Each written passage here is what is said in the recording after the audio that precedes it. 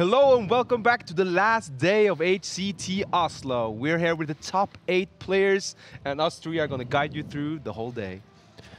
Yeah, this top 8 is pretty stacked. A lot of well-known faces, and the one or two people we don't know so well, we're not surprised by, like Sir Salty and Hypno, probably players that we're not actually shocked made this top 8. Yeah, it's players who haven't got the big tournament finish, but are far from being complete unknowns, I think, which is always what you want. I feel like we've got that perfect balance here at the top 8, where you've got the really top dog big names, like Just Saying, obviously, I think is the most hyped player at the moment, along with Hoi, Mitsuhide, but some up-and-comers, like you said. Obviously, Sir Salty, Hypno, and even Zuhex as well is a player who I think a lot of ladder grinders will know very well after his very strong finishes month after month. But in terms of tournament play, is definitely more of a newcomer, I think. Yeah, and obviously you say about Just Saying, but what catches my eye is Mitsuhide and Hoi, both in this top 8. Two players that sort of gone a little bit missing this year for different reasons. I think Mitsu's had a fairly unlucky run, a bad run in fact. Yeah. Probably not been on the top of his game all year. And Hoi, whenever he turns up, he does really well, but I suspect he's playing just slightly less. But signing for SKT, we saw it with Zixo as well. Suddenly these guys are back at the top of the chart straight away. Yeah. Yeah, and along with them, we have like Kallax that have been doing really great lately. And now finally, as he was saying last night, it's like I had a top 16, then a top 8, and now I'm going to win this one. Yeah, I mean, he came second recently in Germany, and as you say, he had a top 4 in Toronto, as well as other bits and pieces. So Kallax, if it wasn't for sort of Muzzy, Just Saying, and Hunter Ace just tearing up the scene this year, Kallax would have been one of the guys we're talking about all the time, but those three have sort of overshadowed everybody pretty much this year. And he's very quickly getting there to the point of players who all the pros respect so massively, but don't get enough shouting out, I think. Like Casey with all his top 16s, and Kallax now getting a whole bunch of very consistent results. And that's really what Kallax, I think, is getting out of this, is proving that he has consistency, which is such a not very flashy, but core aspect of being a good Hearthstone player. Yeah, and we're starting this day off with Impy versus Zuhex. That's right. Which is a really cool matchup, seeing them two, as we talked about earlier. It's Zuhex, ladder player. Impy been in and out of tournaments the whole year for a couple of years. So this is going to be interesting to see how they pick this up. And they have two different lineups, even though the classes are the same. Yeah, the first I really knew of Impy was when he turned up to DreamHack Summer last year. And he wasn't entered in the tournament. He missed the tournament and sign-ups. And he turned up just in case he could get into the tournament. That's how determined he was. He got in, he got top 16. Wow. So Impy is a player who very determined. And I think you said before, like yesterday, there's something about Impy where he almost over-tries sometimes. So yeah, when he does turn up to these tournaments, he does very well, but he has quite a, I don't know, self-defeatist attitude almost, it feels like, where nothing he does is good enough. And so that means it doesn't manifest often in trying his best and sticking with it. He takes pretty big breaks from competitive Hearthstone. He'll be, you know, when he was at HCT Germany, he was not fully up to date on all the decks, to be honest. So now he's here at the top 8 of HCT Oslo. I hope for his sake he will be brushing up on all his knowledge. Yeah, and hopefully he sticks with it. I mean, he is a great player. If you're listening, Impy, you're a great player. When you watch this VOD, just stick with it and the results will keep coming. Just because you're not perfect. Nobody in this game is perfect. That's why players like Saying and Hunter Ace get so good, because they're not perfect either. They just keep improving, and Impy has got the ability to do that. But first, he's got a tough matchup to go with. And so jumping in, I will leave you two to cast this very exciting first top 8 match. Good luck with it, boys. Cheers, see you in a bit. Cheers. So, Delda, what do you make of this matchup and the lineups? It looks like they're a mirror, but it's far from that, I believe. Yeah, they're bringing the same classes after the bans, at least. And but seeing that Zuhex has gone with a more control-y or anti-control style, while Impy is doing the full, similar as Just Saying, going a really aggressive style of a lineup. And seeing as in top 8, it must have been worked really well in the Swiss. Yeah, and we've seen a lot of aggro in this tournament do well, which is weird because you look at the lineups and you always think aggro shouldn't get through. But this is weird from Zuhex to have this control lineup, but you're going to get like a Quest Rogue problem. And he's queued the Quest Rogue first to find out what Impy queues. Yeah. His Quest Rogue is in trouble. It's probably not going to win a game. We all know it can beat Zoo if it gets the right draws. But when it loses, he will know exactly how to do his counter queue lineups. Yeah, and that's important. It's basically tossing this game out. And if he wins, because sometimes, as you said, Quest Rogue does Quest Rogue things. And he saw his opener hand. He kept Shadow Step and Giggling Inventor. And his plan is just, well, if I'm bouncing Giggling Inventors enough, I don't even need to finish the quest. They will never get through. Yeah, and Vanish picked up as well now, which is really handy for him because he can hang on with a Giggling Event and then choose his time to vanish. Zoo can reload fairly quickly, but as you can see, Zoo cards aren't all 1 and 2 and 3 drops. Well, there's no 2 drops apart from Keleseth. There's a lot of 5s and 4s clunking around. So if you can deal with some bits and pieces before the vanish, and then the next turn drop Giggling Inventor, that's how he intends to hold on in this game. Interesting though, Impy has a very interesting tech choice in his Zoo. We noticed that really early. He tops out his deck on a 6-mana Mossy Horror, which also makes that getting through these Giggling Inventors is going to be easier than Zoo-X would like it to be. Yeah, Mossy Horror, a card I must admit in Zoo, doesn't always appeal to me, but plenty of players do play it in there now. It doesn't blow up many of your own things, it's quite deceptive, and the 2/7 body is hard to deal with. But it always feels to me a little bit counterproductive to have Savanite Chain Gang into Mossy Horror in your deck. Yeah, and unless you get the Keleseth buff, basically a lot of your minions just dies to it. But one of the reasons why people include the Mossy Horror is to make like the Druid matchups going from pretty favored to like insanely favored. Yes. And then again, of course, it's last hero standing. You get to choose sometimes when to queue that matchup. So again, it works really nicely in Last Hero. In Conquest, where you get slightly less control over what you queue into, not quite so good, I'd say. Something that Darrett was bringing up earlier before we started. But it's interesting to see here. Impy didn't have the like the new Sulak, the heal version, has like a couple of ways to gain a really big board really fast, or have like the insane start with Keleseth and just having everything being buffed. But Impy here having the slower start, just like yeah, having 2/3/2s isn't little, but it's slower than what you can expect from a Zoo that can fill their board on turn 1 or 2. Yeah, he's not applying as much pressure as he would like. I mean, we're slightly biased. We can see how good Zoo-Hex hand gets on turn 5 and 6 onwards. But Impy will know those are possibilities. He saw cards kept in the mulligan. He knows that he's probably up against it very soon. And he probably doesn't feel he has time to mess around with Soul Infusions onto Savanites. That's super slow. We're going to see those come down really soon. With this turn, it's a bit interesting because he has the Voodoo Doctor Happy Ghoul possibility. And also that would leave with 3 mana, which doesn't do anything, so he could fit in a tap. But he decides to go as wide as possible here, and even if this board gets banished with a prep or similar, he has possibilities to replay most of his hand, and then that's what he's thinking. Now he can get the strong board, and the cool thing about the Sarna Chain Gang is like you get 2 back in your hand if it vanishes, and then you can play 2 more. And he didn't commit any Soul Infusions in them. There's no Keleseth buff, so it's not like it's in anything been invested into the Saranites. And we've seen in other matches the way that Rogue wins is by not letting the Zoo not have enough minions. The size of the minions doesn't matter. You need minions to be able to chip through those Divine Shields, those 1/2s. You just need a body to hit that thing twice, the Annoytron twice, to get rid of it, and then you need something on the sides to actually get damage into the face. And with this Chain Gang bonus, he is going to probably be able to get that down. But Zoo-Hex's hand is really, really strong for a defensive standpoint right now. Yeah, he has several options of copying or bouncing the Giggling Inventor, which means you stall for several turns. You need 4 attacks to get through the double Neutrons. And seeing as Impy only has 1 direct damage spell in form of Soulfire that you rather don't want to use on just a 1/2, that's rather want to go face. It's a really strong defense that Zoo-Hex can put up here over a few couple of turns. Well, this allows him to have very cheap turn next turn. He can prep Vanish for 3, and then he can, maybe it's a turn after, actually turn 6, he can prep Vanish, and he can also Giggling on the same turn if things go the right way.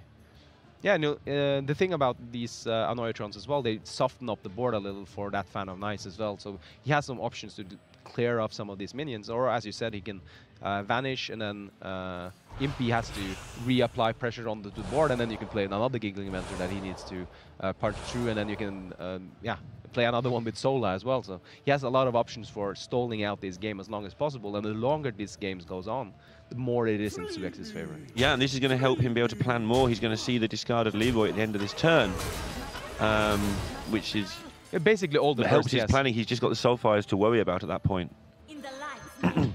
Impy here sets up the biggest board he has, and you see, now you see how the explosive the Warlock actually can go with the heal and the Happy Ghoul and getting an 11/2 Light Warden. Yeah, and again, this is playing around the replayed Giggling. He knows that Vanish is an option, so he would have ordered carefully to make sure the most expensive things were played last. And this is where the Mossy Horror is going to be a big deal, because it just needs that one turn where he's got a board and Zuhex relies on the giggling to defend, and that's all going to just go horribly wrong if Impy can get in that situation. But he has to draw that Mossy Horror first.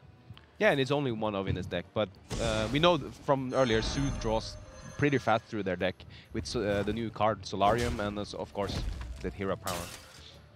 You say Impy now filling up his hand with a bunch of pretty easy minions to get rid of, and he can replay a lot of this quite fast and build up a new board, but he knows the Giggling inventor is just waiting on the other side. Yeah, I mentioned he played the minions in the right order, but I think the Happy Ghoul would have been better in his hand here. Yeah, but he needed to play it in that order to get it down. Yeah, sure. to get it down. So that's and get awkward the buff, for yeah. him. If he didn't buff the Light Ward and played it last, he would have the Happy Ghoul, but you want that 11-2 just You do indeed. I think you do anyway. I mean, the other minions added up to a lot of damage anyway, but yeah, you want to get through for 11, obviously, when you take down the dudes. And this is now the crunch turn for Zuhex. This is the turn where he hasn't got anything really handy to do. So if Impy can play into this turn strongly, which he can't very easily. Well, he has a Giggling Inventor solo, meaning he has another Giggling Inventor following up. Mm-hmm. So he has opportunities to do a lot of things, and seeing as Impy can't put down more than 4 minions, meaning he only can break through the taunts and not push any damage phase. Keeping out the Dreadlord is not a big deal as much as it looks, because obviously you want to bump into those Divine Shields, try and get through anyway, rather than just letting the Dreadlord slowly take care of them. You're in a bit of a hurry. It might not look like him. The temptation is to say Zuhex is nowhere near doing the quest. Doesn't matter. If he starts getting too many Giggling Inventors down, maybe have one turn where he removes a board, that can just go horribly wrong. Again, unfortunately, because it is the absolute focal of this game, I'm going to say it again, it's at this point starting to look very much about that Mossy Horror. Yeah. Yeah, Zuhex has, but the problem for Zuhex now is he's running out of bounce effects for Giggling Inventor. So as of right now, this is the last Giggling Inventor he can put down, and seeing as Impy can heal up all his minions, and Zuhex know this, he hasn't done any actual damage to the board. Mm-hmm. Double Fan of Knives, though, with preparation and a natural draw, he'll get 3 cards next turn. So we all know how dangerous Quest Rogue cards can be. And completing with Giggling is not a rare sight. Not versus aggro, at least. But yeah, as Impy realizes this is because, well, this is Rogue, so they can't do spreading plague things. So just fill up the board, get as many attacks in as possible, so you can just break through and push through with, for instance, this Light Warden. But this is gonna get messy here for Impy, because this double fan is going to make an absolute mess out of this board. It's going to clear it all if he so desires, which he probably does desire, because killing a lot of things is nice. Oh, and the Youthful Brewmaster fits in now. I think the prep fan to start it off and look to Brewmaster back your Giggling is the play he'll be looking at.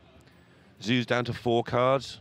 You've got the impression, you probably know some of this card on the left-hand side. The Dreadlord, the Soul Infusion might be waiting because of the way that they've been there since the start of the game. You know they're expensive cards. You know it's not Mossy Horror, it would have been played. He plays the double Fan of Knives without any without any preparation and saving it for quest activation. Yeah, nice. Because he clears up most of the board, and he can use his minions and his dagger to clear off the rest, or just use the Glacial Shard to freeze. So he has the opportunity to just reset the board, and as we said, he knows that Impy has very limited. He has only 1 charger, and that's been discarded.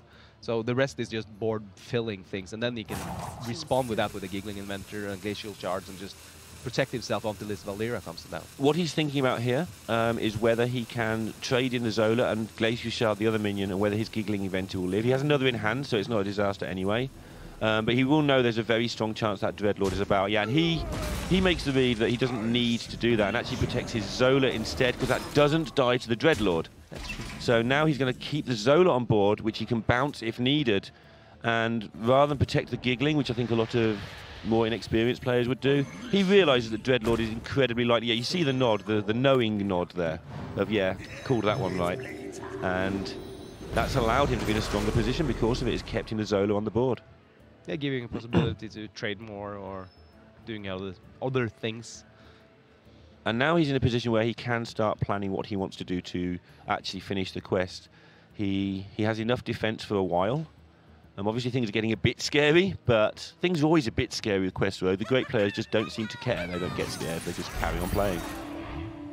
Yeah, and we're seeing here now, Suex is, if he, Youthful Brewmaster, just Giggling Inventor, he will finish it with the double Giggling Inventor on turn 10 with Valera. So, and this is like basically the plan, as we said, versus aggro. Just bounce the Giggling Inventors, never take more face damage than you have to, and then just wait it out.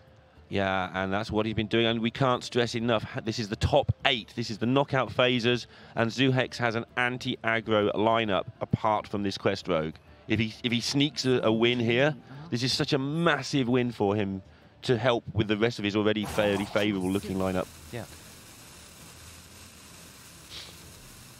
And the why Suex was waiting there was he was wondering if he was were going to freeze that Dreadlord, but it was the value of that was that it can push face damage if he manages to push through all the four attacks that needs to be done.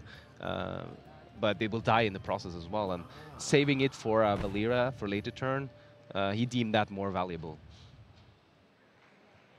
Impy, on the other hand, is looking at this hand, and he knows that the Valera could come down next turn, for instance, and then that means no face damage coming in. But you can set up a pretty big board that only gets punished by something like Vanish in the return. But Impy is slowly losing the board presence there and having trouble after also seeing that we know that he will be able to play double Giggling Inventor on turn 10, which is, yeah, that's 8 attacks that needs to be done, and we only have 7 minions anymore. Yeah, he's losing board presence, it's getting bigger and bigger each time, like the minions are getting tastier. So zoohex cannot afford to blink, and actually Valera into double Giggling is going to work for the time being, but also he's going to need more, I think. But he should get more. It's Quest Rogue, it's buying itself 2 more, 3 more turns. And also Impy's health total is actually just getting very low. Dangerous. Yeah.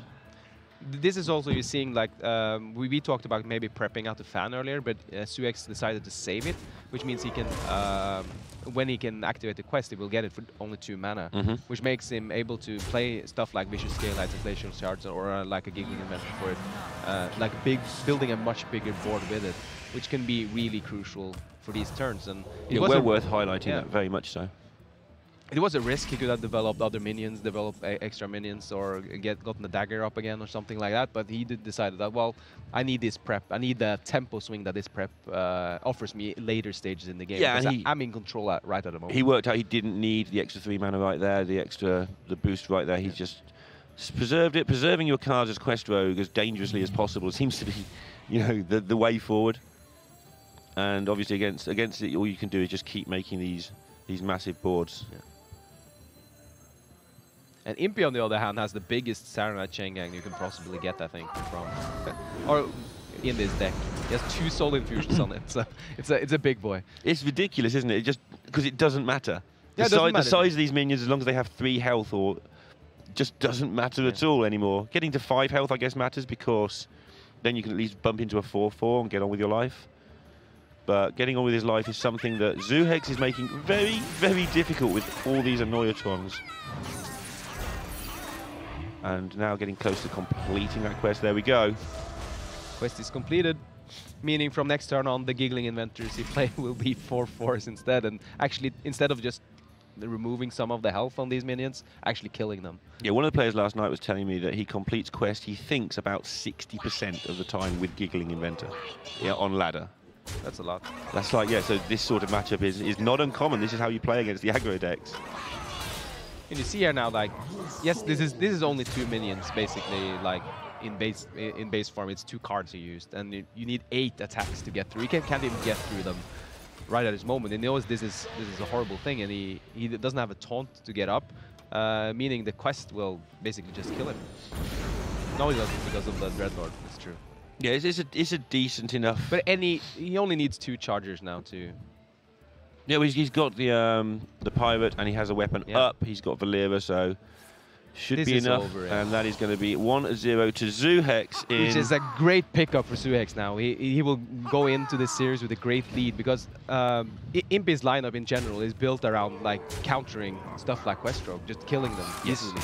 But when this happens, when Suex just, the Quest Rogue just did Quest Rogue things, and bouncing all the giggling inventors and saying hello for the whole eternity of the game, and the Su couldn't get through. And the rest of the lineup for Zoohex is Togwaggle Druid and Evenlock. So if Impy's going to try and beat you down with his Token Druid and his Subject 9 Hunter, he's going to have to fight very hard for this. This was a really important matchup to win, because if he won with this Sulak, Impy won with this Sulak, he could go further into, for instance, the Togwaggle Druid and have a more decent matchup. But the Togwaggle Druid is a defensive deck that usually eats through all the aggro, and this is looking for like an uphill battle from Impy from here on out. It really is, but again, I mean, it's looked like he might have an easy game one that didn't work, and things can change very rapidly in these matches. You know, take one suddenly, you can get yourself into good matchups, and that Subject 9 deck can just have crazy good draws. Yeah. The reason Derek and I were sort of a little bit down on it yesterday is because a lot of the time you draw sort of half your secret synergy and half your minion synergy, and it doesn't really fit together. Impy now queues in with his Odrog, and Odrog and Su has basically the same plan, versus the Quest just smork them down basically. But the Odrog has a bit of going for it, because it has also the dagger, so it always has an extra attack to get through like giggling inventors. Yep. Keeping the curve with coin 1/3 is the thing that we all know and love. He may not go for it, he may obviously choose to weapon on 2. Yeah, to buff up the Henge Clan, and he got a lot of the key cards to this matchup for Impy's side. Suex has a lot of bounce effects, but he doesn't have the defensive tools he needs to actually go on with the quest, or to just like building a big giggling inventor board. Yeah, and this is a bit more aggressive than Zoo, because every turn, because you have that dagger, you're always chipping away, and you know that chip damage matters. A lot of the time, Vicious Fledgling just goes out of control if you don't have a Glacial Shard to keep it under control. And there's also the fact that, like, before you finish the quest, the Rogue has basically no healing. The Vicious Scalehide has 1 healing that you can get through, and which is usually way too little to actually matter. But Impy here is thinking now about possible plays, and one of the plays a lot of people do versus this is coining out 2 1-drops on turn 1, just to get ahead of the board and start chipping away that damage. And that's exactly what Impy is going for. He was thinking what his next few turns is going to be, and it's probably going to be a dagger up or playing more 1-drops and trying to get as much chip damage in as possible. Turns 1 and 2 with the coin on Odd Rogue, ready to be ridiculed by chat, but are 2 of the hardest turns in Hearthstone. You often have a lot of decisions that you're planning your whole game around. And it's not just the cards you can see, you know, if he now draws a Vile Spine, that'd be quite annoying for him, because getting through an Annoyatron quite easily is a thing that does. You need to know how your dagger is going to function. How many times do I think I'm going to be able to dagger, etc., through the whole game? And even though making these 2 minions is fairly straightforward, you know, you have made sure your Henchgang Thug is probably destined never to be very big for the rest of the game, for instance. Yes, there's a lot of decision making, as you're saying, in the first few turns, because of the minions, and especially versus Quest Rogue, where every turn matters, because every turn that passes, Quest Rogue has more mana to work with, and it has more opportunities to just stall out the game. Impy choosing to do 1 damage less to face there in return for keeping an extra health to play around Phantom Knives on one of his minions. So that minion only has to attack once more for the whole game to make the money back anyway. Yeah, and Suex here now is, since he drew the 2nd Novice Engineer, he has a more, he can actually start thinking if this is the one he want to finish the quest with, and it seems like this is going to be a solid. Getting a lot of Novice Engineers gets you through the deck and gets you the key cards you need for protection. Sometimes you complete on the Glacial Shard here so that you can keep the... Because Rogue doesn't usually have many big minions, it has 1 or 2 that stick. And if you Glacial Shard it, keep it under control. You don't mind taking the chip damage from the other minions, but like you say, Zoohex looking for a lot more than his current hand, or a bit more at least. A lot more is an overstatement now. It's developed nicely. And Impy had a pretty straightforward turn going into this turn before the draw. He was basically always playing this Henge Clan Thug, but then the Cold Blood came into hand, and then suddenly he has to do some math about how fast can I set the clock on the Rogue, because getting a Cold Blood into hand with an extra 1-drop and punching the dagger is a lot of damage early game. And is it better than the Henge Clan Thug? That was what he was weighing in. Yep. So playing aggro decks isn't as straightforward as everyone wants it to be. It's Oh, it really isn't. It depends which aggro deck, but yeah, Odd Rogue in particular is surprisingly messy.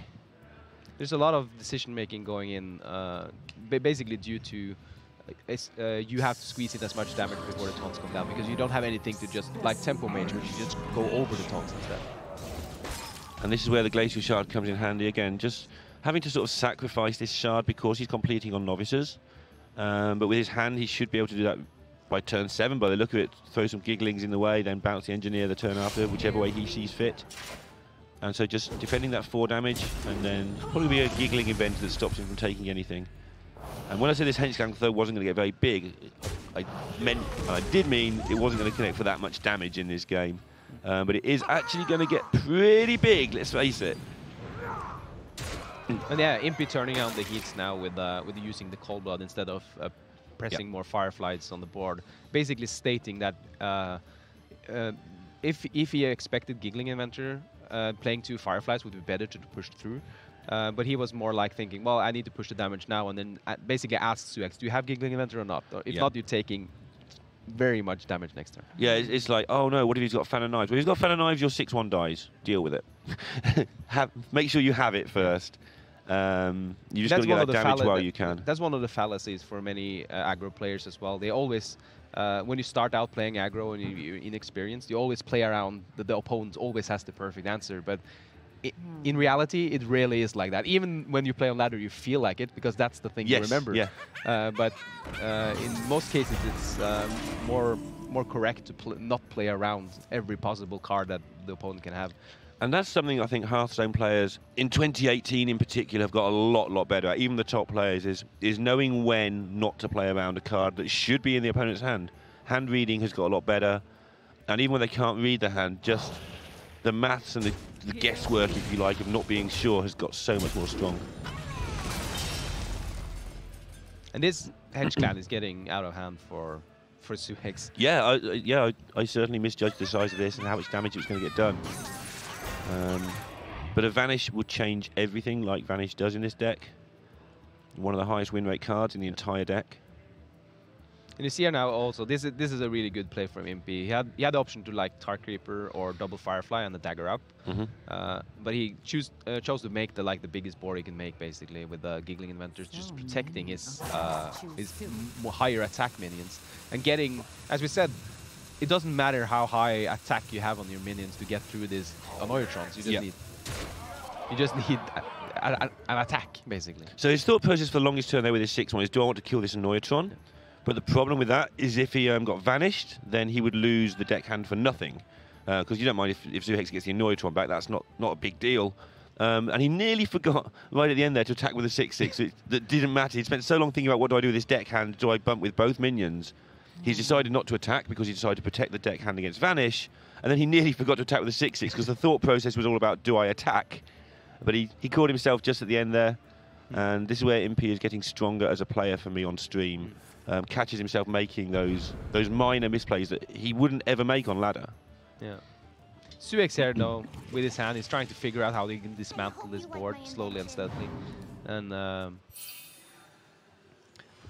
yeah, playing out the Novice for draw just because he needs it, and sitting here now thinking, well, how can I get rid of these 2 menacing threats on the left side? That is 6/1 and the 6/5. That's going to grow as well. Yeah, plenty of ways of doing it, and none of them are very pretty. He should do it pretty quickly now. Should be fine.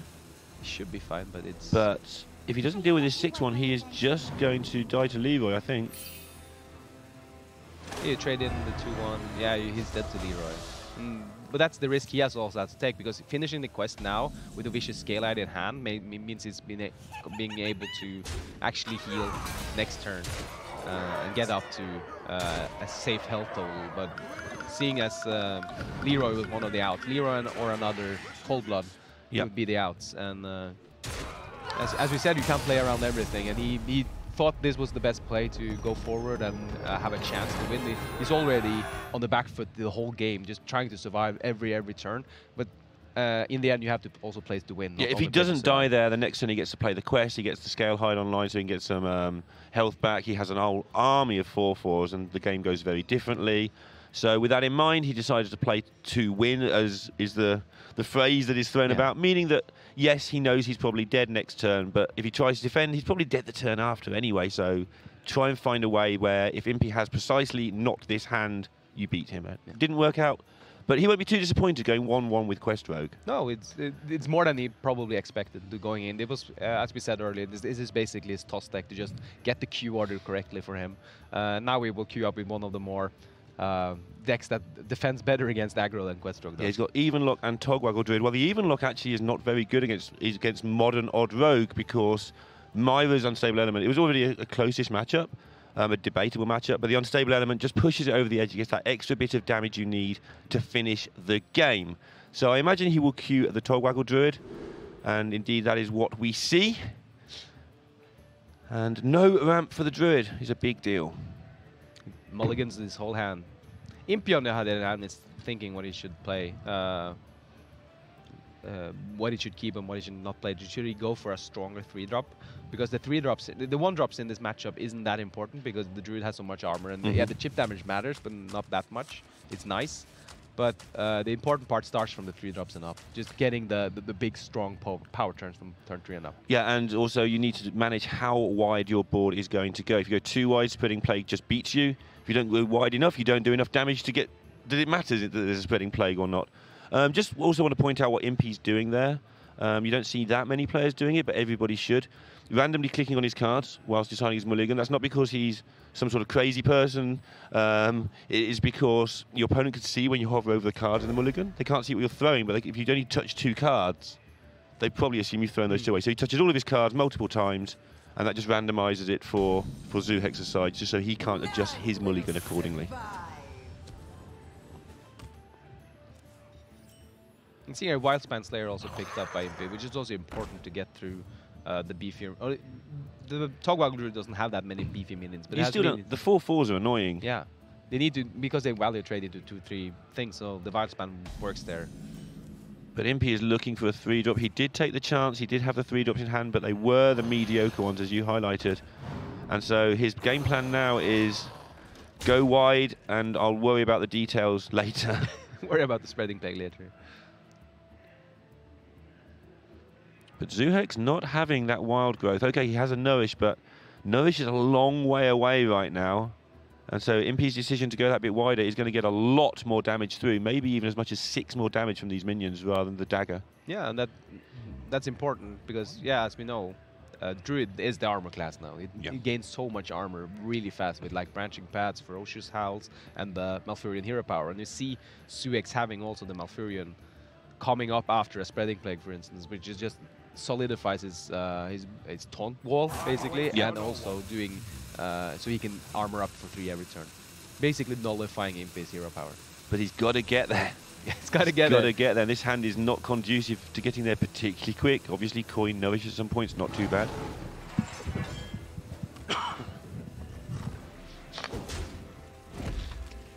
So, putting a point on the mole there, ready to...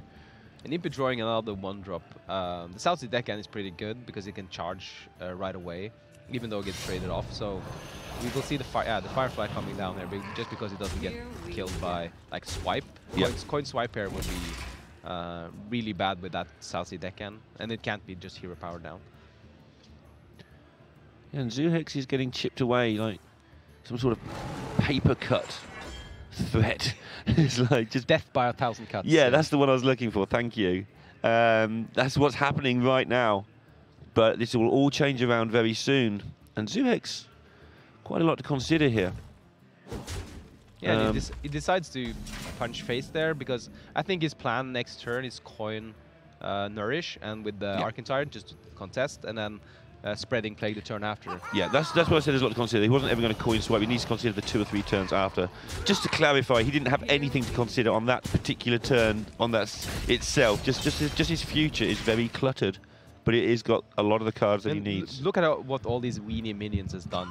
This is basically a bunch of 1/2s and then 1/3, and what they have done is already 13 damage. Actually more because of the hero powers as well. So. And here we see the Nourish coming out, as I was talking about. And he doesn't even trade it to the 2-1 because his plan next turn is to have as many minions as you want, Impy. I'm going to spreading play this. Yeah, I'm curious about this play because it is such a telegraph that you definitely have spreading plague. Yeah. It could be a bluff, though. It could. This is fair at this level. You're right, and Impy may interpret it as such. That's a very good point. So when you do this, Impy knows that there's either a spreading plague or it's a bluff about spreading plague. Either or, Impy is not keen on playing more small minions at least. He can play bigger minions. If he had a hench can thug, he would consider playing it here because that gets the 5/5 and choose through one of them. But right now, we most likely would just see a redagger, maybe with the poison as well.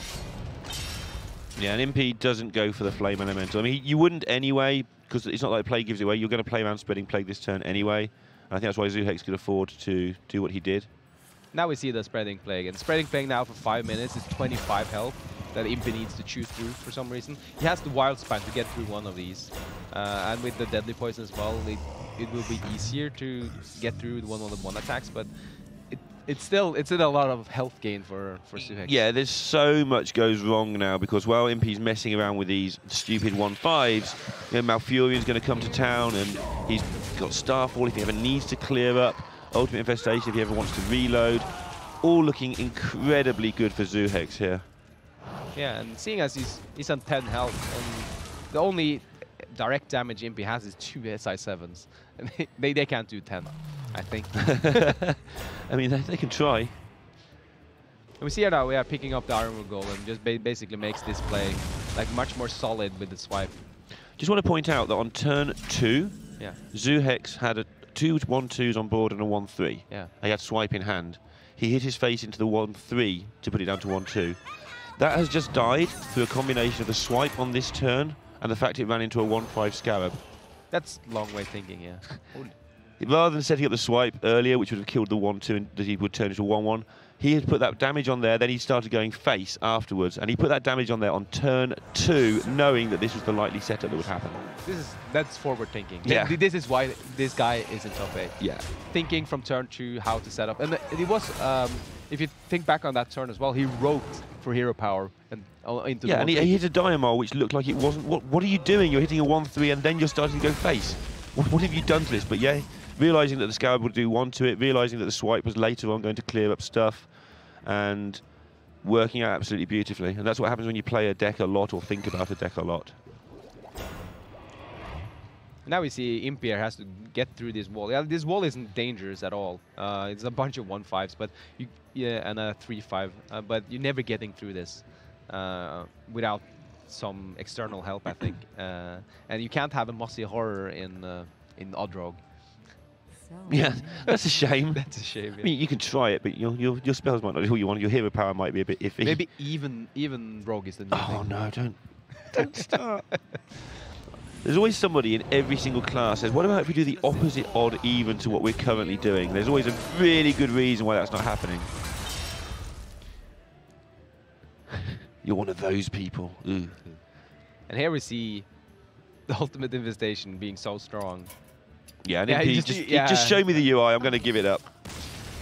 And Zuhex, fairly predictably, but in a roundabout way, as it's happened, has got to 2-1 ahead. Yeah, and here we see those Zuhex playing really cold. A lot of players that was less experienced would have hit earlier into one of the 1/2s and then swiped just to protect their health total, seeing it as, oh, yeah, I'm on 17, oh, I'm 15, I'm 10, and being more scared. But he played it completely cool, planned out. Yeah, basically, he roped on turn 2 to hero power at 1/3, just because he planned out everything with the cards he had in hand. Yeah, and it's interesting watching him on the stage, because when you see Zuhex in the arena, he's not been on many big stages before, and he has a bundle of questions like, where do I sit? What do I do? Do I give you the ban to the admin, or do I do it as normal through the website? Do I do this? Do I do that? He has question after question. He's making sure he understands everything before he goes up there. We talk about nerves, but what he's doing is he's clearing up anything that might go wrong for him so he can clear his head and play his best game on the stage. And I've really enjoyed seeing Zuhex around. He's just a bundle of energy. He looks nothing like a bundle of energy up there, but that's because he's taking it out sort of in clearing everything up before he gets up there. Very meticulous planning, and then that worked back to that turn 2. Meticulous planning in the game, but also outside of the game. And here Impy with his token druid. And this should be a favorite matchup for Impy. on paper, on HS replay paper, it should be a favorite matchup. But people playing Togwell Druid is a really hard deck to pilot in general. Yeah, it really is difficult.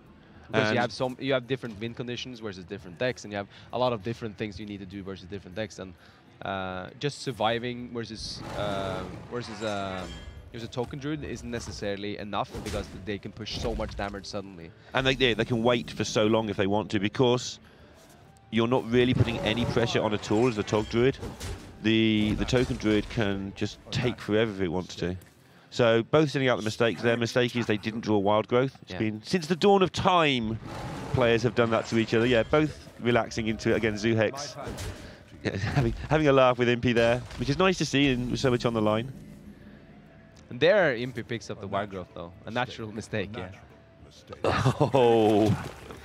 But yeah, this is the whole thing though. Sometimes when Druid doesn't draw a wild growth, it looks like basically they're playing Inspired Druid. Every turn just hero powering phase and basically does nothing. You're just trading one armor for one health. Yeah. But now things start to get complicated for Impy.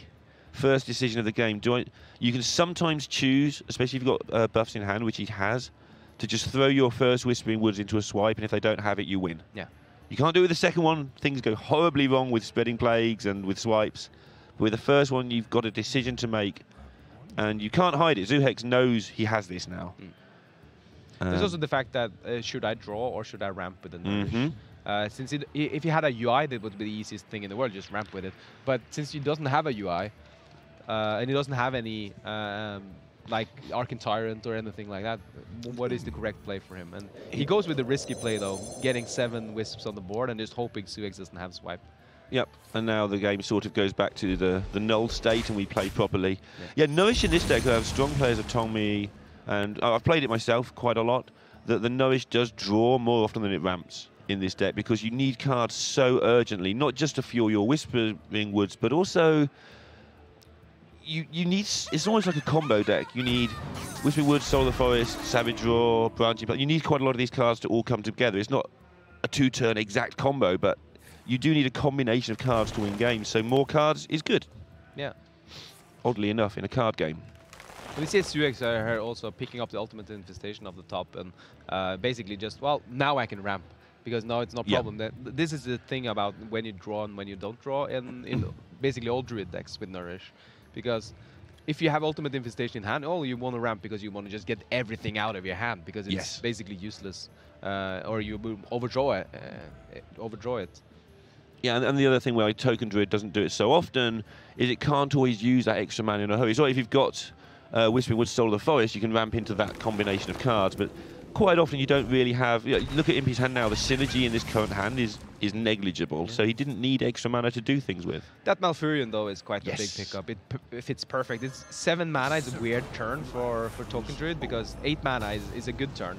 It gives you able to do the Whispering Woods, Soul of the Forest. It gives you able to do stuff like Sarah, Chain Gang, Scavenger, all these kinds of stuff, because a lot of the more proactive cards is fitting into that slot, and 7 mana is just basically a little bit dead. But that's where Malfurion comes in. And the luxury of being able to take the Scarabs there. Yeah. Not often you, the Spider, sorry, not often you get to take that luxury in this deck. You want the 1/5s to stick around so you can buff them, but he's in a decent position, so he has got the luxury of being able to have actual killer minions. Now it gets more interesting. Oh, it does. That UI, for instance, for Zuhex has drawn every card he might ever need. Yeah, that's the whole combo right there. He just needs to get this Ironwood Golem out of the hand so the Florist actually hits the target. Or he can just go for the 2 and 3. He's not in a desperate hurry, so I assume he won't. But like you say, if he does deem it necessary, he will. Yeah. But he's at 36 health. He has a bigger board than your opponent, and he has Spreading Plague. He has Naturalize, he has Swipe. It's like a lot of reactive tools as well. So he's sitting there, basically just, I got my combo. Now, if I want to swap decks, I can do whatever I want. And I think you were about to say about Impy's now also got quite a lot on his plate to work out how to develop not just this turn, but several turns into the future. How does this whole game unfold in his mind? And using the flute for Giggling Inventory is one of the... I love using the flute for Giggling Inventory. It's basically giving you an extra 3 minions on board. It's either that, same with using it on Saronat Chain Gang, also getting the big Saronat Chain Gangs, because how you win this matchup, it's basically the biggest board you can possibly get, and then just Savage Roar. Yeah, and again, we were talking about this in a different match against Warrior yesterday. You can't do infinite damage. You can do a bucket load of damage with this deck, but if they're well out of range, actually, they don't have to worry. But now, if these minions can get in for a few more hits and get Zoohex down to, say, 20, give or take, suddenly you're dead to 1 Savage Roar, Whispering Woods. You know, yeah, it makes it so much harder for Zoohex to be able to proceed about his business without the danger of dying. And you see Zoohex here now just clearing up as many minions as possible. They're also getting that Iron Golem down so he can actually play his Dream Present Flores with 100% certainty it hits one of the combo pieces.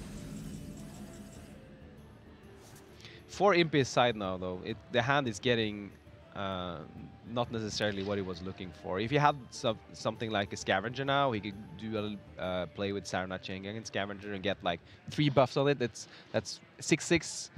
It's fairly good buff value on it. You don't usually do it on only 2 minutes, but when you can do it on more. But I think he would like to nourish for cards here, but he needs to be very aware to the fact that if Zoohex's board gets any bigger himself, he can kill him on the back. Even though you've got Spreading Plague as a backup, which you sometimes want, actually these minions are big enough that Spreading Plague isn't going to be a big problem for Zoohex. So Impy decides to sort of unfold that now whilst the Spreading Plague is actually getting something done, and realising not to be too greedy with it. Yeah, it's getting 3 minions. Like, Zoohex doesn't play many minions. He plays you have the golems, and you have the combo minions, and you have the ultimate infestation minions and tyrants. So it's not that many minions. So getting a much bigger board than 3 is... and he's not going to give you a bigger board than 3, even if he could, right? So giving him more Spreading Plague value is never something you want to do as a Togwaggle Druid. Long-term planning for Zoohex now is when do I want to combo? Obviously, you're going to go for the Florist, but the rest of your turn involves about when you think you want to go for things. Yeah, he's also thinking about how much damage these 3 minions represent, and or 2 now after he clears one. Seeing as he doesn't want to drop too low, because that's always dangerous. Yeah. Impy on the hand with his hand is not looking that great. He would love to have something like an ultimate infestation off the top there, but he needs also to kill this this Florist, not just completely get wrecked by everything else. Yeah, that's what he's going to do. Trying to make as sticky a board as possible in the process. He does have a Savage Roar.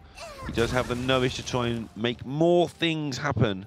And the thing is, he's kept the coin for a long time now, meaning that if he draws with Nourish, he can coin double Savage Roar as well, which That'd be nice. Yeah, that'd be really nice to have as a damage option. And with 4 minutes, double Nourish is usually lethal. Yeah, just a bit.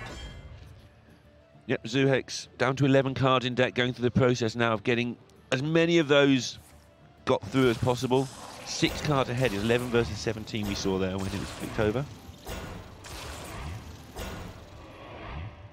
And just standing off against Impy for the time being.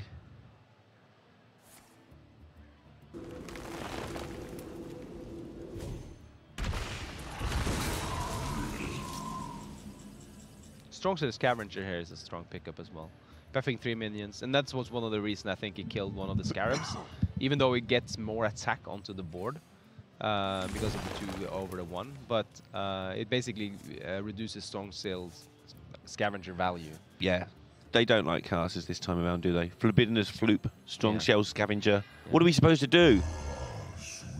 You also had the Nightmare Yeah, that is a nightmare card for casting too. Luckily, it's not seeing that much play at the moment, but it did for a while. The good old Murloc days. Right, so Impy has managed to set up lethal threat, but there's plenty of removal available for Zoohex. But he certainly needs to make sure he doesn't slip up here, because he knows that Impy's collecting that buff. He doesn't know how much is there, but he knows it's coming, and he's dead to a lot of it. Yeah, he needs to clear up a lot of it. He could going for Togwaggle now is way too early anyways, but he needs to find out how he can clear most of these minions, seeing as also these 3 of these minions will spawn more minions when they die. So Yeah, he'll be looking to take care of this because he's on a high enough health total for now, but one slip up and he will just lose. But this is Impy's final push, as we can see. Not another minion generator in hand. So if Zuhex does take care of a good percentage of this board, he will be free to roam. For a while, yeah. Until the ultimate infestation comes down for Impy. Yeah, I don't think Impy's going to really ever get to that point, though. Even if he drew it next turn, I think it might be too slow. Yeah, we see a good Starfall clearing off most of his board. Yeah, that's the key there. What you're saying is you don't need to kill every single minion when you're on 36 health, just enough that they can't Just kill you or can't do too much damage. This is not ideal for Zuhex, but it's pretty good. How much damage does Impy has now, though?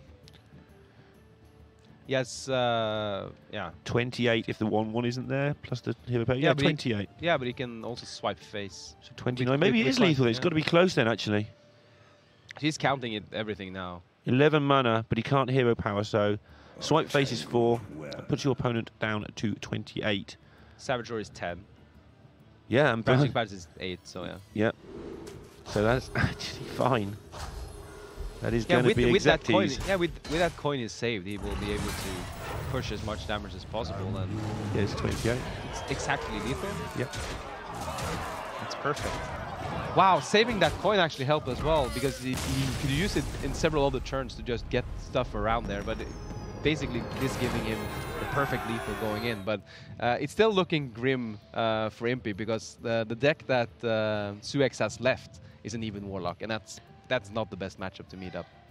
Yeah, looking at Zuhex, they did have that naturalizing hand. He obviously didn't want to use it then for combo reasons. Yeah, because he wanted to have his win conditions. I'm wondering if he just wins anyway, if he goes there. Just fatigue Impy. But Yeah. with the Malfurion down, he is still going to take some more damage, but interesting there, how that worked out. He was probably calculating what damage he can do, and he might not have been considering the coin, for instance. He had a bit of a oops look on his face. Yeah. Not oh my goodness how lucky, but oops, I forgot the coin. I think that's how he was looking. And the swipe, maybe he was relying on the 1/1 to actually do something. Yeah. And maybe he forgot the second swipe was there, or the swipe was there. Something went wrong there for Zuhex, but a lot of stuff going on in his mind. So going to be close. 2-2. The winner of this one goes into the semi-finals, where they will face either Hoy or Hypno. Hypno, the even Paladin guy. Only one left with even Paladin in the top. Was he the only one who brought it in the first place? Quite possibly. Yeah, possibly. It's gone 8-3 for him in this tournament, roughly, he was saying. He didn't know the exact numbers, but he felt it's been about 8-3. Yeah, we had a 3-0 on stream as well. Yeah. Which is, apparently he 3-0'd the round before with it too. It's really good. And speaking to Nikolai Hoy this morning, basically the conversation was, sure, we know on paper actually this even Paladin has got a lot of 50-50s against us, but in reality, you know, we need to practice this, and we need to practice it a lot. Because even Paladin used to be the strongest Paladin deck when Call to Arms was 4 mana, but after that it's basically been a bit faded out of the meta. It's not something you don't meet a lot. Usually you meet Odd Paladin when you see Paladin on ladder.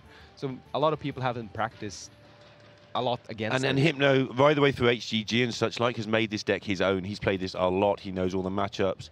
I was talking to him earlier. Yesterday he played a Corpse Take on turn 5 against Odd Warrior, and it was in his hand on turn 4. I'm like, okay, so what's the reasonings? He said, I know that in this matchup you need to use it's the old school situation. You need your 1/1s to threaten to play Tarim, so the Warrior has to spend his removal inefficiently. And even that early on, even on turn 4, it's still worth having the extra 1/1 and almost skipping a turn with the rest of my turn than it is to have the Corpse Take on the immediate damage. Just all that stuff that when you say it, everyone's going, yeah, well, that's obvious. But until you've played it a lot of times, maybe the Corpse Taker gets there, maybe it doesn't. You don't know. You're not sure. You know the reasoning for the 2 plays, but you don't know which is better. But he's played it so many times, he just knows that deck. So he is waiting, or him or Hoy are waiting in the wings for the winner of this game 5.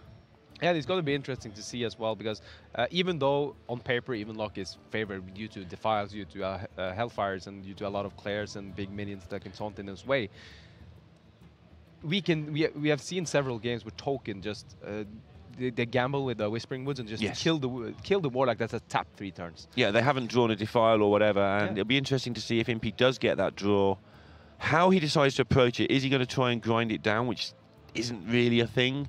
Is he just going to go, something like coin Whispering Woods, if he gets that hand and just, okay, let's hope one sticks. Let's hope to draw Savage Draw, let's hit you. And it's obviously incredibly hand dependent, so we can't speculate too much. But it's one of the ways Impy can win, basically. I do find turns where you have to just take a massive chance because you know you're unfavoured. Really fascinating in Hearthstone.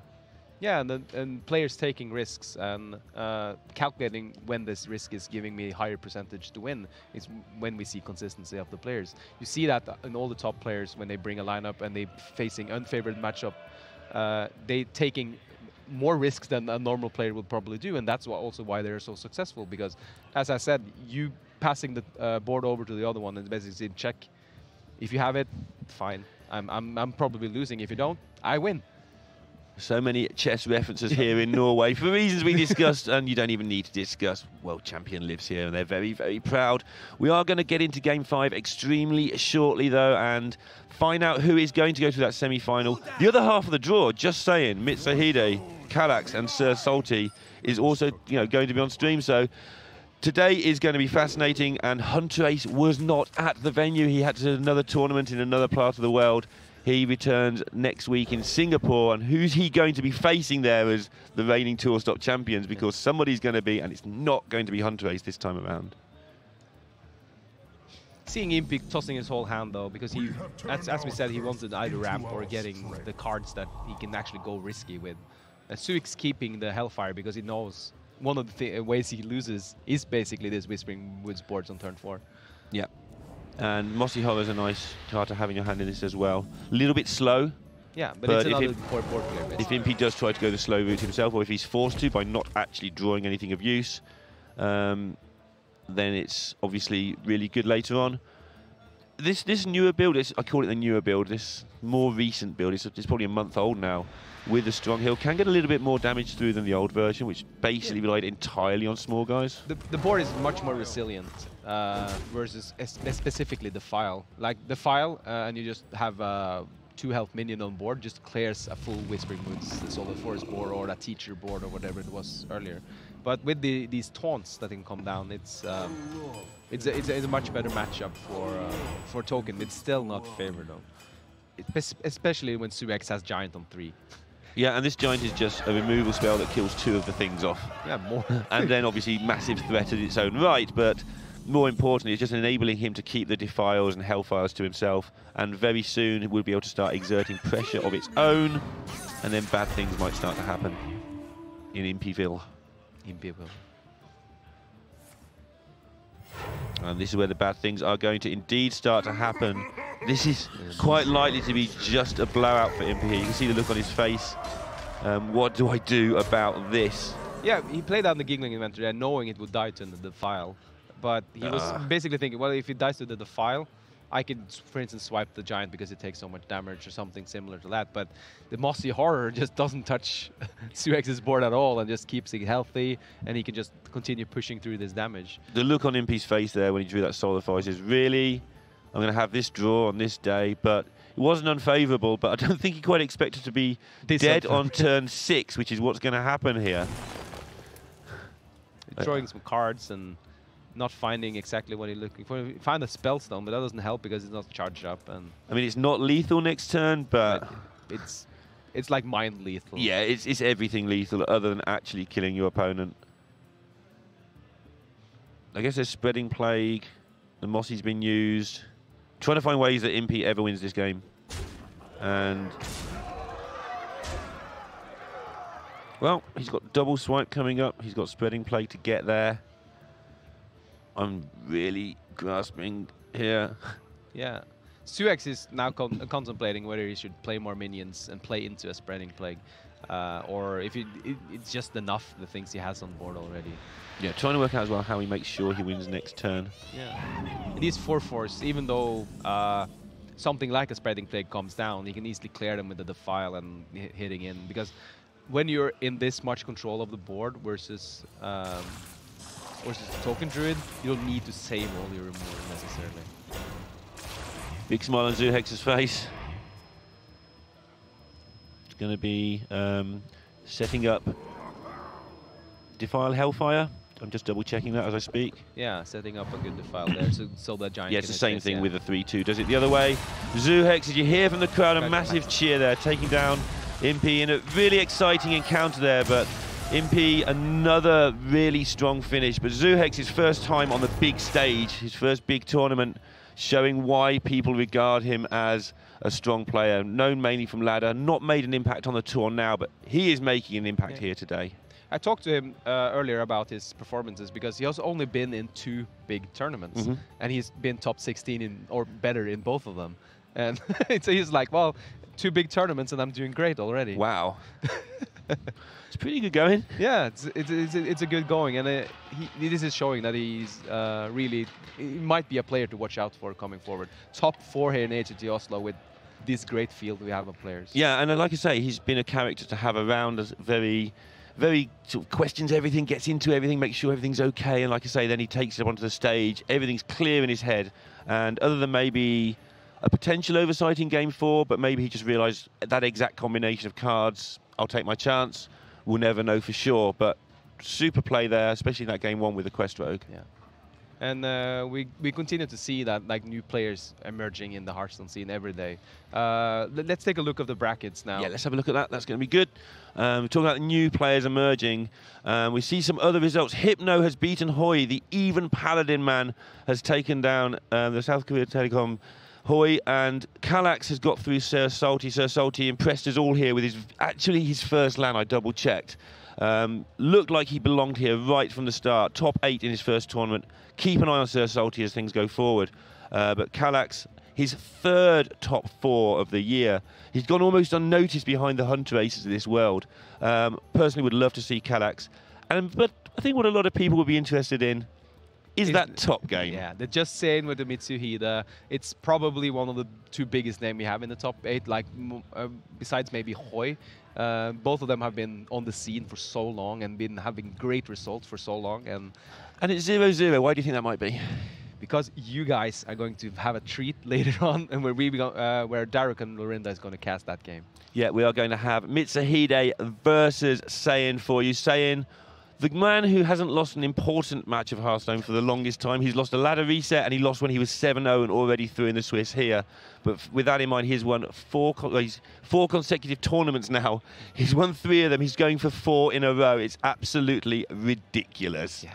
You said his win streak since like the last win streak was broken by Orange, and then they have won 32 games after that, and it's just insane. You haven't seen anything like that. But we will have a short break before we come back with this top match.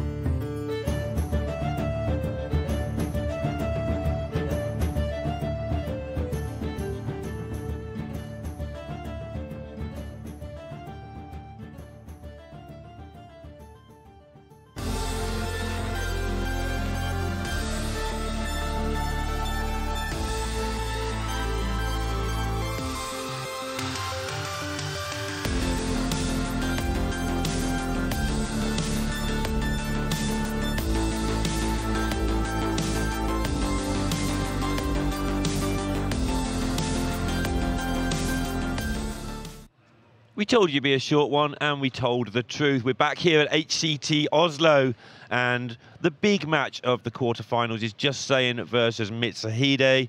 Two players who, if this was 2016 and we were talking about, you wouldn't be surprised then either. With me this time around is Derek, and Derek's going to explain to us why everybody's going to win this match and who. Well, yeah, so Just Saying, even before we look at decks, you would expect him to win it after he's just come off what is pretty much a 32-game win streak. 32-round. 32-round win streak, yeah, after a Look it up for yourselves, reset. you don't understand what we're talking about, but Chosen beat him, sort of. Basically, he's won a lot of games. He's won a lot of games of Hearthstone, and every recently. game of Hearthstone that matters he's won recently, because the only other one he lost that lost his streak was when he was already into this top 8. Yeah. I'm not saying that there was anything going on, it's just that he doesn't lose when it's all on the line at all anymore. It's insane. It is just a very exciting time. This is a moment in Hearthstone that we will be talking about for years to come, of Sayan's win streak, his dominant 2-3 week period where he just didn't really lose. I mean, for context, I was trying to look up Super JJ's win streak that we used to talk about and still mention on days like today. And I think it was something like 16. And that was insane. Which is impressive. And he's done it twice in a row. Yeah, it's pretty good. But Mitsuhide, looking at the actual decks, we feel like in addition to Sayan's dominance in his play recently, Mitsuhide feels like he's at a little bit of a disadvantage again. Okay. After his Token Druid has been banned away, which is a respectable anti-aggro deck, you still have most of the tools that the other Druids have in the Spellstone Swipe, Malfurion, and all the ramp as well, obviously, to get you there.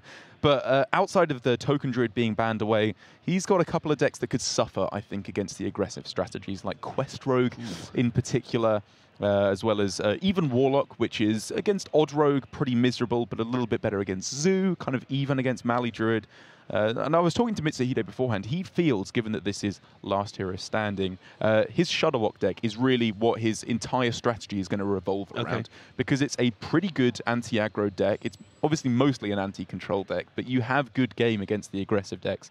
And if he can get a 3-0 sweep with that, that's really how he's going to have the best chance of taking the win. And that's last time we saw him is exactly what he did. Last time we saw him stream over the last 2 days. So with that in mind, he's not queuing it at first. A lot of mind games go into the opening queue, and Sayan is playing a Druid.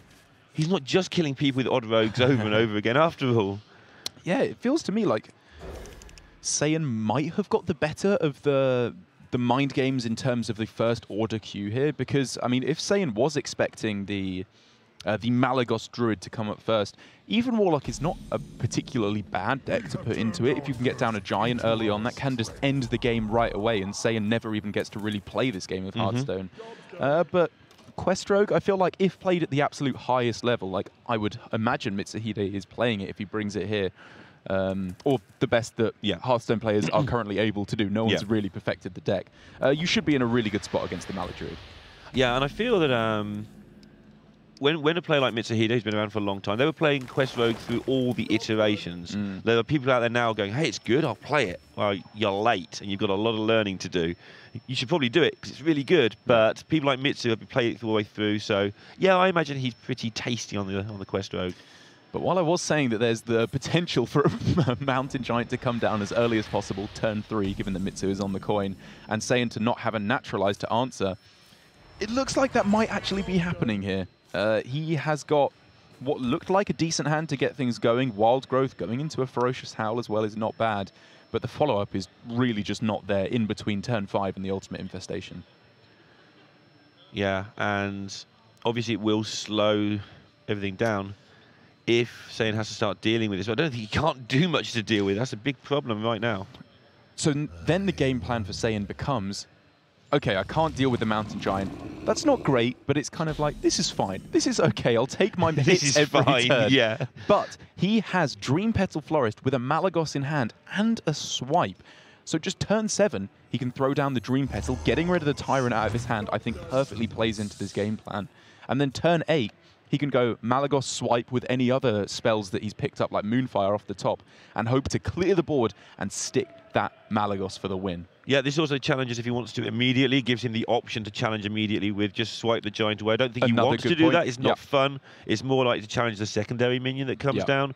But it does give him that option to have 2 4s adding up to 8, which is one of my favourite numbers. Yeah, both reasons to go for the Tyrant over the Twig, which is not necessarily the easiest decision, I think, because Twig is very good in this matchup. If it's not destroyed, that's how you make the big swing turns with Malagos to pull things back. But I love the focus on giving the potential to deal with the Mountain Giant, and even if that doesn't work, Dream Petal on 7 for the Malagos. That is the key, that Dream Petal. Huge pickup required here for Saiyan. That makes things a little bit easier for him, I think. Yeah. It means he doesn't have to even use the swipe here, which that's I think he was willing to do, yeah. But he really wants to save it because that Dream Petal Malagos swipe combo is so devastatingly good. Yeah, now he gets to develop the Twig, so it's not just the swipe he's got to save, but it's the 4 mana that can be pumped into this Twig. Yeah. It'll go off 3 or 4 turns earlier than it was originally expected to. That naturalized pickup, I don't know how many chickens Saiyan has sacrificed in his back garden in the last few weeks, but he is playing out of his mind, and he's also getting the little bits he needs to keep the streaks and the wins coming along. I'm sure it's less about chickens sacrificed and more hours spent grinding away on a lot of Hearthstone. I think it's probably true. Because Saiyan as well, the decks that he's playing here, it's not like he picked up a bunch of new decks and then suddenly went on a win streak. He's been playing these same kind of aggressive lineups for a long while now, and clearly something's just clicked. He's got it. Yeah, and people aren't particularly copying it. Yeah, there are more aggro lineups here maybe this time than usual, but Saiyan's always the one who's coming out on top with them, and the sample size is just too big for it to just be the chickens. Yeah. And oh man, it just sets up so perfectly here. I even really like the attack to face with the Tyrant there, because that could have been foregone if he wanted to try and play around Hooked Reaver. But this game for Just Saiyan, I think, is going to be played out very quickly. It's not a slow game. This is a lightning fast game that he wants to win, going into the Malagos swipe turn and then UI for lethal. Saiyan, because he's an incredibly calm character, I think it doesn't reveal how ferociously competitive the guy is. I made the mistake yesterday of not paying attention to his screen when I went over to congratulate him on going 7-0, and he'd just lost on ladder. Right. And he was very polite about the fact that he probably needed some time to himself as he just dropped out the top 100. But he was also incredibly, you could see the sort of the burning competitiveness within him, like, I need to play some more of this, I need to get on with it, go away, silly caster. And now we're going to see, I would imagine, the Malagos swipe turn, even with a Wild Growth on this turn, to set up perfectly for the UI. A silence has to come down here pretty much to deal with the Malagos from Mitsuhide. Currently, it is not there. There is lethal next turn just with the damage from UI, unless Mitsu can find an answer. This game has just been absolute destruction from Saiyan. And all went back to the Tyrant play that freed up the flow, that freed up everything for this to happen that you highlighted earlier in the game. And obviously picking up the naturalized help, but if he hadn't played that, this would all be a mess of things trying to sort out now. And it's all tied up beautifully for him, and it's just going to end. There's just nothing. Mitsu knows it. Even if he taps and finds Spellbreaker now, I suppose with the Taunt of Sun Fury, that might protect him, but I don't know, he's at 10 cards anyway, isn't he? So he'd have to go for the coin first. I mean, he just has to pray that the... Yeah, he's going with the Lich King, praying the UI isn't there, but we can clearly see 10 damage exactly to face. Saiyan's going to close this out lightning fast. Yeah, so many weird things about that game. It looked like he was just in a world of trouble. Yeah. But now he's winning it on about turn 7, looking at Mitsu's mana crystals, and Saiyan takes his 1-0 lead. And it's an important one. They're more important in Last Hero anyway than in Conquest sometimes, but now his matchups just look good. They do look pretty good. Mitsu, the quest rogue for him is definitely still going to be a sticking point. He has, however, banned away the aggro mage, so it doesn't have any like really miserable matchups. Against Mali Druid, I think that's a perfectly fine counter queue, if you want to call it that. Odd Rogue, it's not the best, and Zoo is also pretty miserable. And it's back to what you were saying, this Shadowwalk's probably going to need to sweep unless you can pick one up somewhere along the way. It probably is, but even then, with the build of Malagos Druid that Just Saiyan has, I would like that quite heavily against these Shadowwalk, because it's not like the old days before Boomsday, where if you oozed away the Twig, you were probably going to win that game. You were in a very good spot because they would throw down their Malagos, you'd hex it, and they wouldn't be able to deal enough damage to kill you. Whereas now, when you have Dream Petal and Floop, in addition to the Twig, which may not even be answered, the amount of damage that you can push through for lethal is just so consistent. There's not really all that much counterplay that Mitsu can go for, other than getting a very early Shadowwalk. Yeah, Malagos Druid is really funny to me, because it's like, reading the lines in a tree, the circles in a tree as its age. There's sort of the twig got added because the combo wasn't consistent enough. Then Alex Straza got added. Then Floop got added. Yeah. It's just as it's aged, these one-offs hang around the deck, telling you why they're all there. And we've gone one level further, as you just described. And I really like the cue here, as we've just been alluding to for Mitsu of going for the Quest Rogue. It's it's not a hard counter, I find. At least against the average ladder Quest Rogue player. Maybe when Mitsu's piloting it, it's a lot better against the Malagos Druid. But the Quest Rogue needs to get a win here. Well, he doesn't want to be losing with it. It helps the Shudderwock if the Quest Rogue can pick one up. He really wants to be getting rid of the Mali Druid out of the way, and then the plan is clearly for his Shudderwock to take down the Zoo and the Odd Rogue, which is very possible. But with a hand like this as well from Saiyan, that's not going to be all too easy. I was speaking to Saiyan on day one and saying, how do you stay motivated when you're winning so much? Obviously exciting to win and it's fun, but how do you keep focused? He goes, well, I'm not world champion. Yeah, that was it. Straight away. Not even a moment's breath. He's not world champion, therefore he needs to get the points to get there, then he needs to win that. Oh, did you? Oh, who was it he was playing against? Did you hear one of the admins was saying about just saying with his water on stage? No. Oh, so he was. I think it might have been he was playing against Zuhex, but don't quote me on that. Basically, he forgot to take any water on stage, and one of the admins ran up and said, "Oh, do you want me to get you some water?" And he said, "Don't worry, this won't take long." Oh my goodness! Just so savage. Because he's so reserved, Saiyan, as well. Then he just has this savage streak within him that he just times perfectly. A bit like this savage, or this Nourish here. It just keeps it nice and tight, and does it in real life as well. Yeah, and I mean, it was not a snap coin Nourish on the previous turn, because obviously he goes up to 7 mana, wouldn't have had anything to play. He probably wouldn't have done it if he hadn't found the Dream Petal. But now with the Dream Petal on 7, which doesn't even necessarily have an answer from Mitsu, there's a very good chance that it will survive and get a second reduction. I mean, Saiyan is just going to be dominating this board with Lich King, Alex Straza. If he can find a UI, this game's looking very nice for Saiyan. Yeah, the reduction you're talking about, it doesn't matter what it reduces. You just want things that are big on the board to kill the rogue with. Not trying to do any sort of combo shenanigans, just making the world's best Emperor Thaurissan. No. Thaurissan was the world's best Emperor Thaurissan. Maybe. I like one-mana Lich Kings.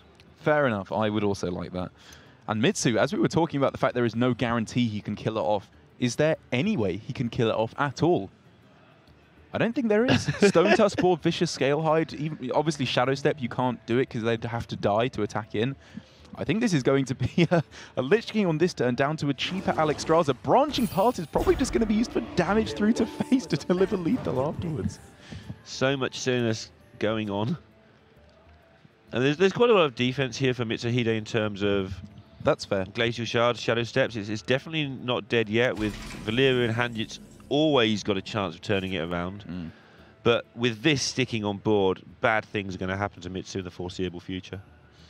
I mean, they're not in the very, very near future, like one-mana Lich King future. Kind of a tough turn here for Saiyan as to how he wants to manage his card draw. If he picks up a card like Floop or Tyrant or Mind Control Tech, that's a little bit annoying because it doesn't give him the guaranteed discount on Alex Straza, which he clearly would rather have. I mean, you can just play the Lich King and the MC Tech if he wants to here. Yeah, he's trying to work out, do I need this Mind Control Tech to ever steal Giggling Annoyatrons? Well, I was thinking one step further back, actually, as to, I think once you've drawn the Mind Control Tech, this is the play you have to go for. Whether you should have gone for Ferocious Howl there instead of the Branching Paths, because then you can just save Branching Paths for damage on the next turn. Like, that used up most of his mana. He could even have gone for Hero Power Spellstone then on the Wax Elemental, which would have allowed him to go for 4 damage to face, which probably doesn't matter actually because he's Alex Straza-ing, so... I felt maybe he was going the other way and trying to draw another big minion. So if you say you drew a Malagos, he can have Alex or Mali. I don't care which one gets reduced. Malagos, and then if I draw an MC Tech, I just dump it on the board. If I draw a big minion, it could even be better. So I felt like he was deliberately hunting for more minions for the Florist to hit, which is weird because the Alex looks so good. Yeah, and I might be over-emphasizing how good it was to save Branching Paths, because as we're looking at this board, he's not going to be close to lethal. He's going to be well over it. When Alex Straza comes down, he is going to demolish Mitsuhide. End this man's whole career, is I believe the phrase. Wow. I mean, he won't. He won't. Mitsuhide is super good at Hearthstone, but yeah. he can give it a good go. And talking to the other players in the top 8 around, because we're in a building where basically the hotel that everyone is staying in is backing onto this arena. Yeah. Basically, everyone just says, oh, I went 7-1 and I played Saiyan. And they all want revenge. Every single player is like, I want to play him again, I want to beat him. But they've just all lost to him at some point in this tournament, and it's absolutely ridiculous already. Mitsu, however, is starting to draw a very sizable handful of minions. As soon as he finds himself Sonya, he will be able to very easily complete this quest against Just Saiyan's onslaught. But he's now taking... what is this? He can't fit in the Spellstone and Frostmourne on this turn. So Alex Strazas into swipes, into hero power. Yeah. Takes him down to 5, I believe. Yeah, I think I like that. Yeah, just go with the Frostmourne. Whatever you're doing, just get all this damage through to face. And Mitsu falling back in his chair. He knows this could not have gone really any worse for him. This was just an absurdly powerful series of draws for Just Saiyan, and I think he played it out very well. Yeah, but a bit more basic than some of the things we've seen him do. So. It was pretty easy. Like the only real decision turn was the turn prior to this, exactly with the branch paths. Everything else just kind of played itself. But I think having seen it play out, he had a contingency plan for even if he drew mind control tech, and the branching paths for damage here clearly was not needed, which I imagine Just Saiyan will have realized. Yeah. Nor were a lot of things that made it a very hard choice, because nor was the MC Tech's not exactly doing a lot either. The Malygos probably wouldn't have been required, but I think he was just trying to see if he could get a double reduction on 2 big minions in case of some Glacial Shard shenanigans, maybe. Yeah, well, the only thing that could really save Mitsu here, I think, is Prep Vanish into Glacial Shard through to the face. We can see that would keep him alive, technically, for the moment. But it wouldn't have felt great, I think, to be perfectly honest. And now he has to go for Glacial Shard, Brewmaster. There's just nothing. Mitsuhide throws it down. And Saiyan, after 2 lethals that came on, like, turn 7 from Malygos Druid each way, this has been one of the most dominant displays of Hearthstone I've seen in this series for a long time. Since he last played, yeah, and killed everybody with face mage in 10 seconds. I mean, it's just insane, right? Not even necessarily through quality of play, even though he didn't make any mistakes. I think it's just been falling in the right place for him. Malygos Druid has this potential to get that incredibly. When it goes well, it goes really well, which is what we've clearly seen here from Just Saiyan. But now the match actually starts. Like okay, Mitsu would have really wanted to get one on the board, but right at the start, you're already saying that it looks like the Shuttlewalk may be in a situation where it has to sweep. Mitsu has had a chance to take, or matchup-wise has had a chance to take a game down. I don't think he had much chance to take either game down, but now the match as intended has sort of turned up. Can Shuttlewalk sweep this Saiyan lineup? And thinking back a little bit, when I said, it's not necessarily through fantastic play, or especially flashy play that Saiyan has been taking this, what I think rather than has been happening in-game is what happened with the queue order, where in Last Hero Standing, the first deck that you decide to bring is very important. And Mitsuhide was telling me before the game, he didn't expect a Druid first pick. He expected Zoo or Odd Rogue after he bans away the aggro mage, obviously. And then he thought, okay, if I can get my even lock into Zoo, I'm pretty happy. Or if I can get my Shudderwalk into Odd Rogue, I'm fairly happy. What he didn't expect was this first queue of Malygos Druid, and we can clearly see he has been punished for misreading the situation. Yeah, and something I've seen Saiyan do, because one of the slight, tiny disadvantages of being streamed a lot is people start to spot patterns in your queue order and in your bans and stuff. And something Saiyan has done throughout this streak of insanity that we keep on about is he's mixed it up. Sometimes he queues up the obvious deck first. Quite often queues up the obvious deck first because that's what you're supposed to do. But he mixes it up just enough that when he wants to catch somebody off guard, he has a good chance of doing so. Very true. But now we're seeing the power true drops on both sides. I believe this is Saiyan is now 3 for 3 on Wild Growth for Wild Growth on 2. But Mitsu gets his own very nice little card to be starting with in the obvious Prince Elisa. Yeah, and very important too, because you will want to get the extra damage through here. Druid can just be a nightmare if it gets rolling against you armor-wise and time-wise. Oh yeah, getting board for Mitsu here is fairly important. It's unlikely he'll win through board presence because of the likes of obviously Spreading Plague, Starfall that we see there as well for Just Saiyan. But it means he's not falling behind on board, which is just a losing state. And you're costing them mana. If you're making them Starfall, that's 5 mana Saiyan can't spend. If you go into turn 10 and do something, or Druid turn 10, which is turn 3 in the real world. If you go into that turn and force them to do something else, they UI a turn later, and so on. So all the mana it eats up is very important. Gluttonous Ooze being found for Mitsu, as we can see, probably won't be all too relevant right now, but it being 0 mana could mess with Saiyan's head a little bit. He'll be thinking, okay, if I make a big board here, he can't go for double Volcano plus Ooze to destroy my Twig, something like that. It probably won't come to that case, but it might mean Mitsuhide can go for a surprise attack where he deals with the board or heals up, whilst also removing the Twig later on. Just casually playing a 5-mana 4/4. Seems fine. Nothing else to do, so let's do that. He really, really, really wanted a Nourish on that turn, but I think just Saiyan has had good enough luck here. Yeah, I think we'll let him just have a Tyrant on turn 5, and he'll have to deal with that. Well, he's done like 2 games here, right? In the first game, he just played Tyrant on on 5. Well, it was actually on turn 4 because the Wild Growth. Yeah, I just call it by the mana turn, Yeah. The actual turn numbers in Druid soon get lost because it goes completely nuts. And we do see here Mitsu starting to win board control. There is no Spreading Plague available for Saiyan. So Mitsu, even with the ability to go for something, I imagine, like Coin Grumble, maybe that doesn't come down right yet, but basically the point I'm trying to make is he has the combo. I was saying he wins this by going through an early Shudderwock, because while your denial of your opponent's win condition is much diminished since the Boomsday Project came out, Mitsuhide's own win condition in an early Shudderwock is still very much active. Look at this turn. Wow.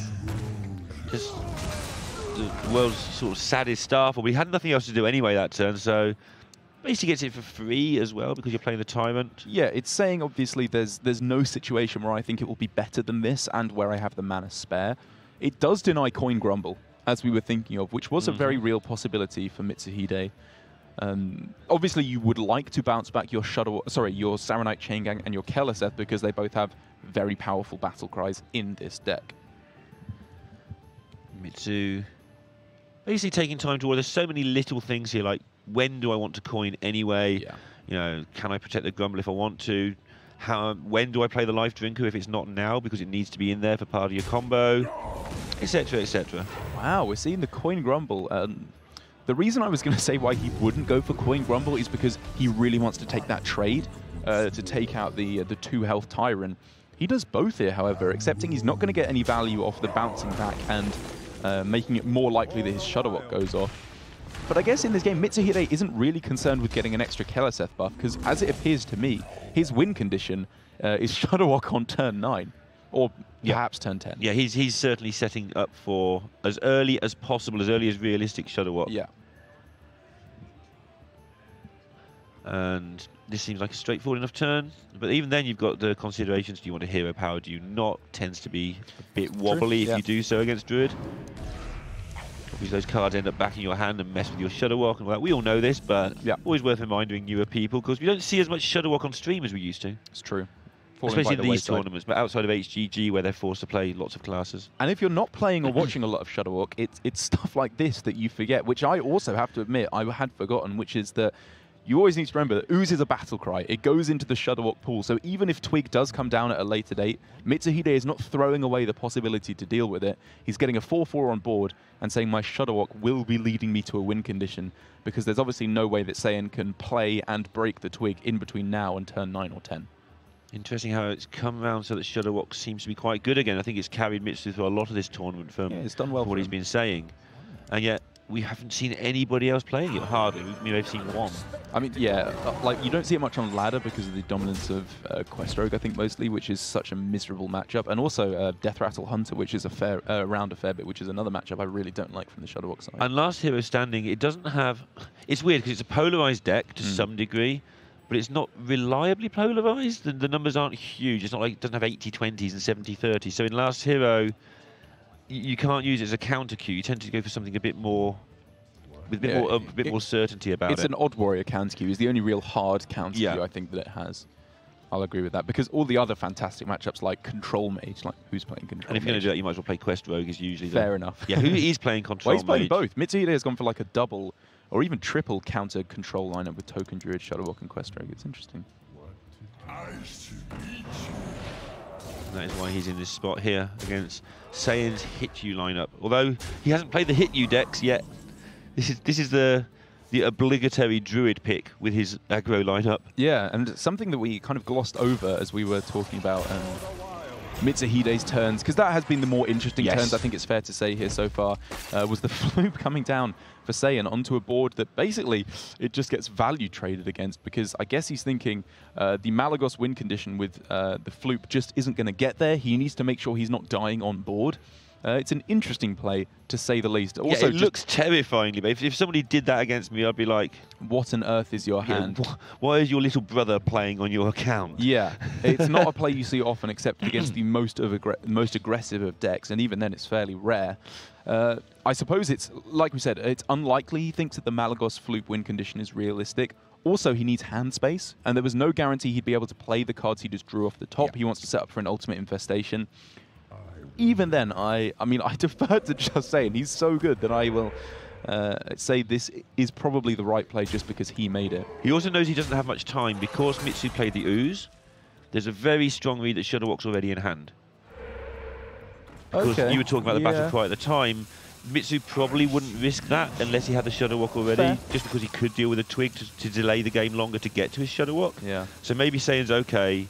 I've got this read from a strong player. There's probably a Shudderwock. I've seen a Grumble. I've seen a lot of battle cries. I need to just try anything I can to stem this, because this game's going 3 more turns.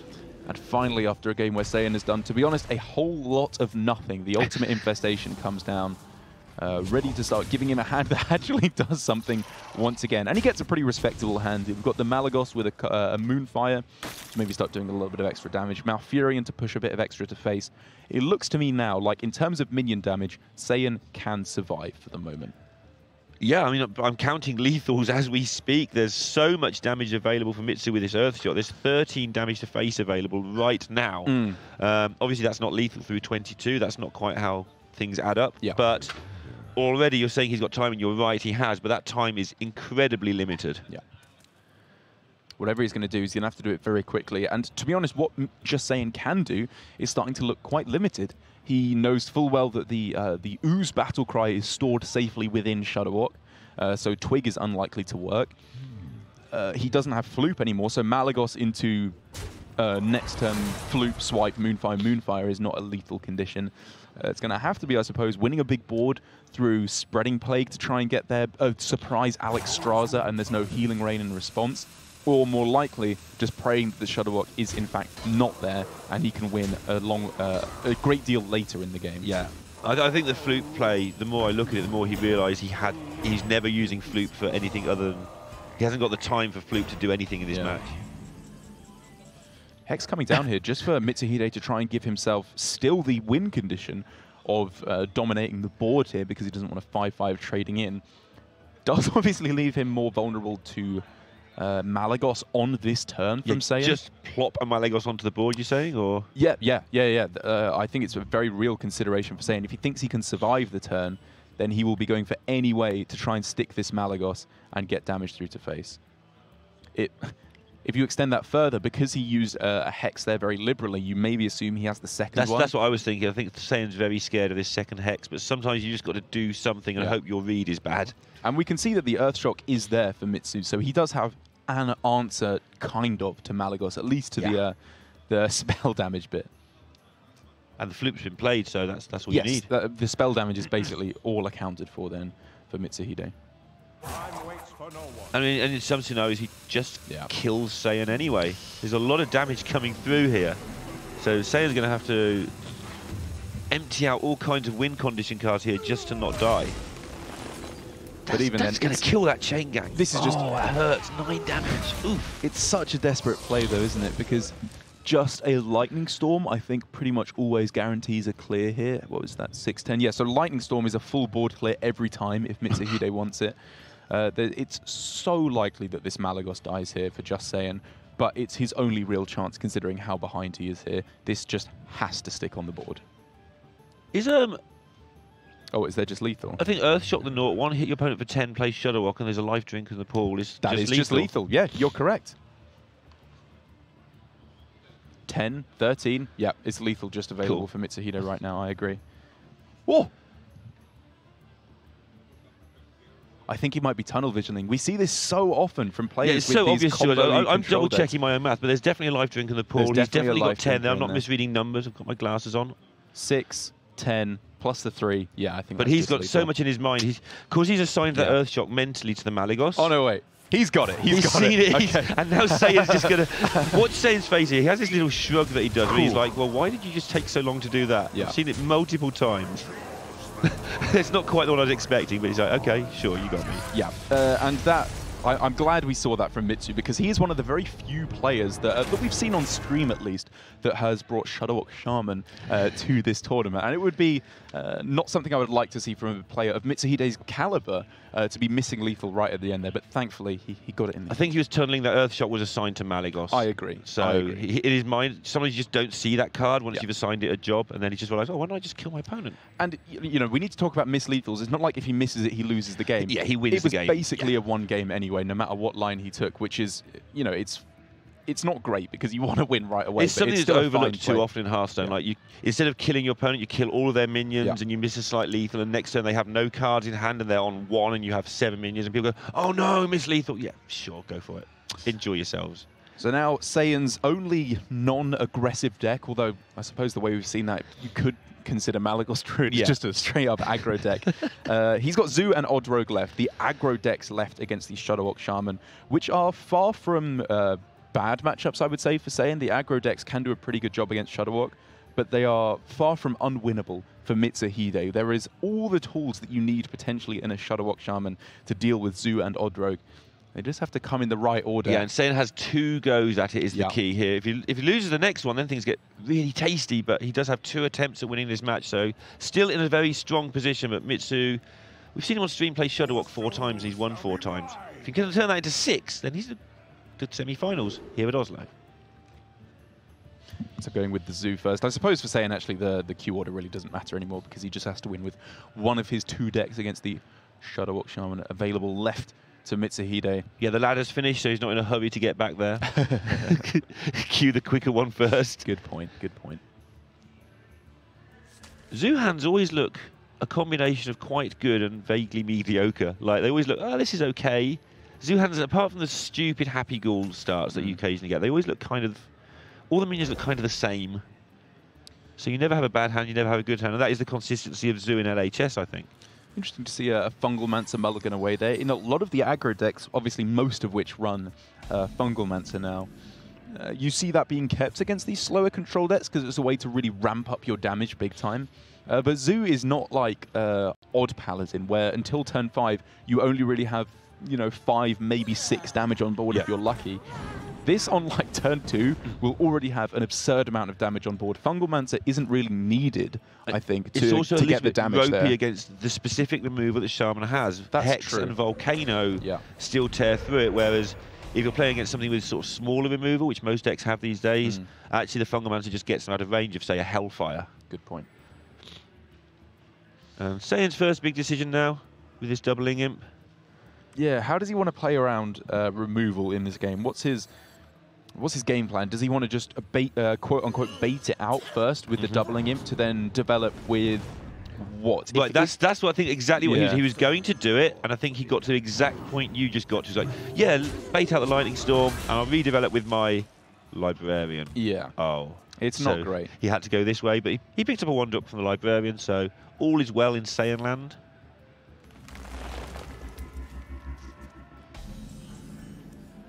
Zero mana mind control tech in some situations here is going to be a gigantic nuisance.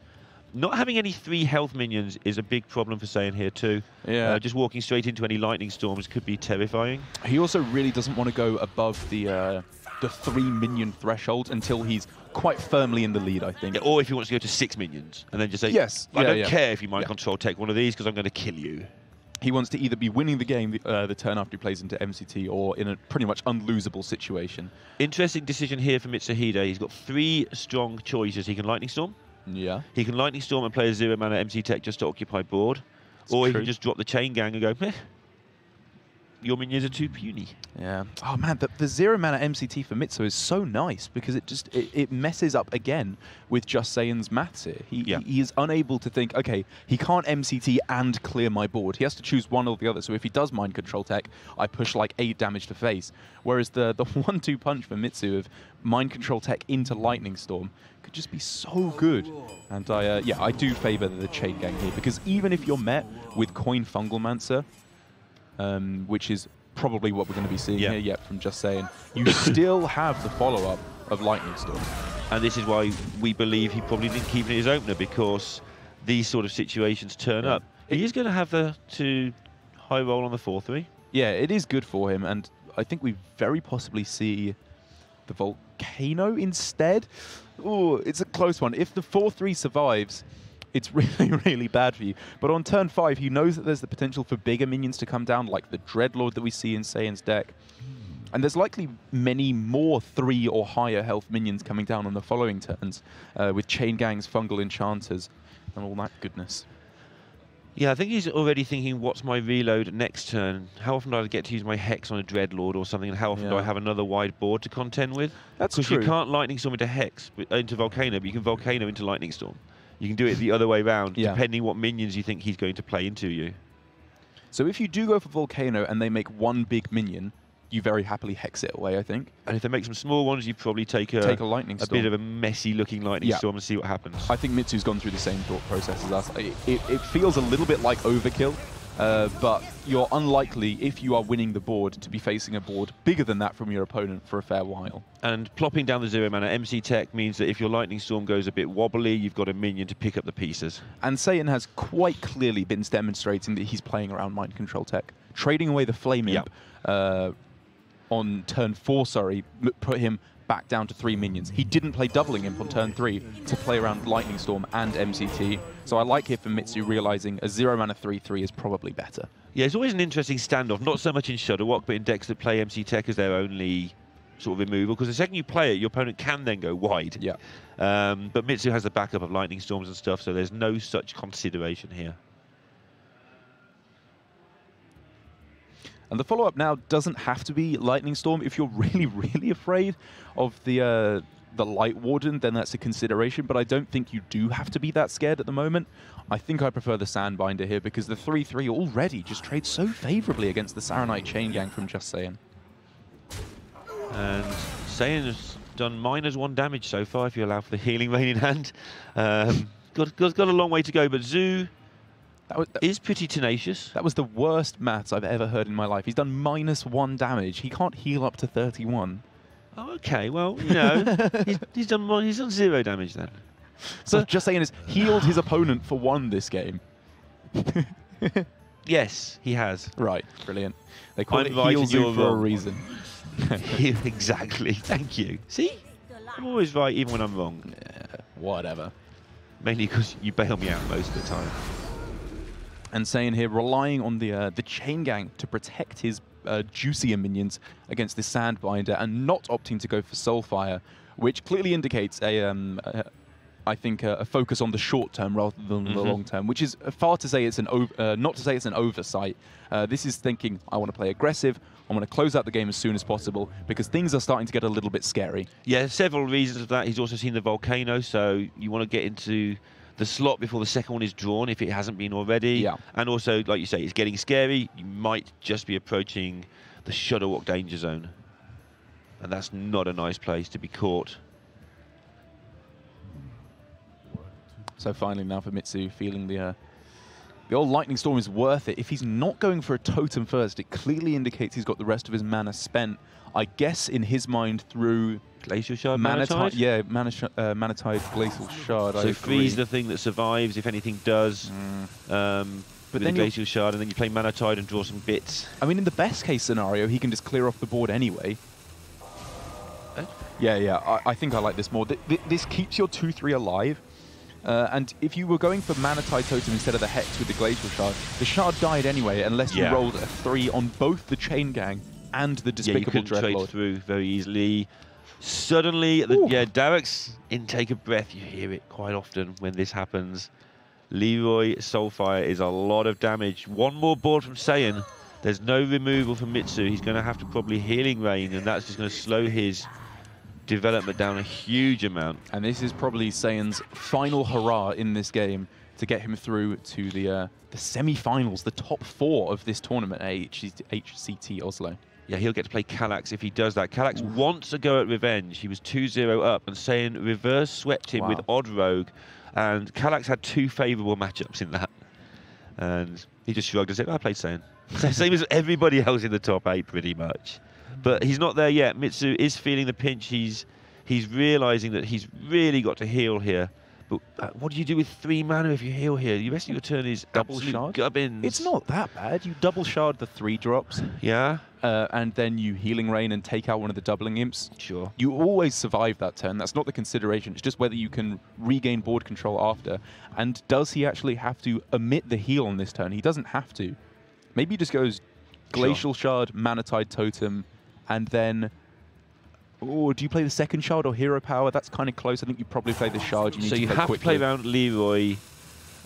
Do you have to play around Leroy Soulfire? Possibly not. Probably not, yeah. And like even if he goes for double shard and the trade and the Mana Tide Totem, he survives against Leroy. That's not lethal. Yeah, I like this more than the Healing Rain.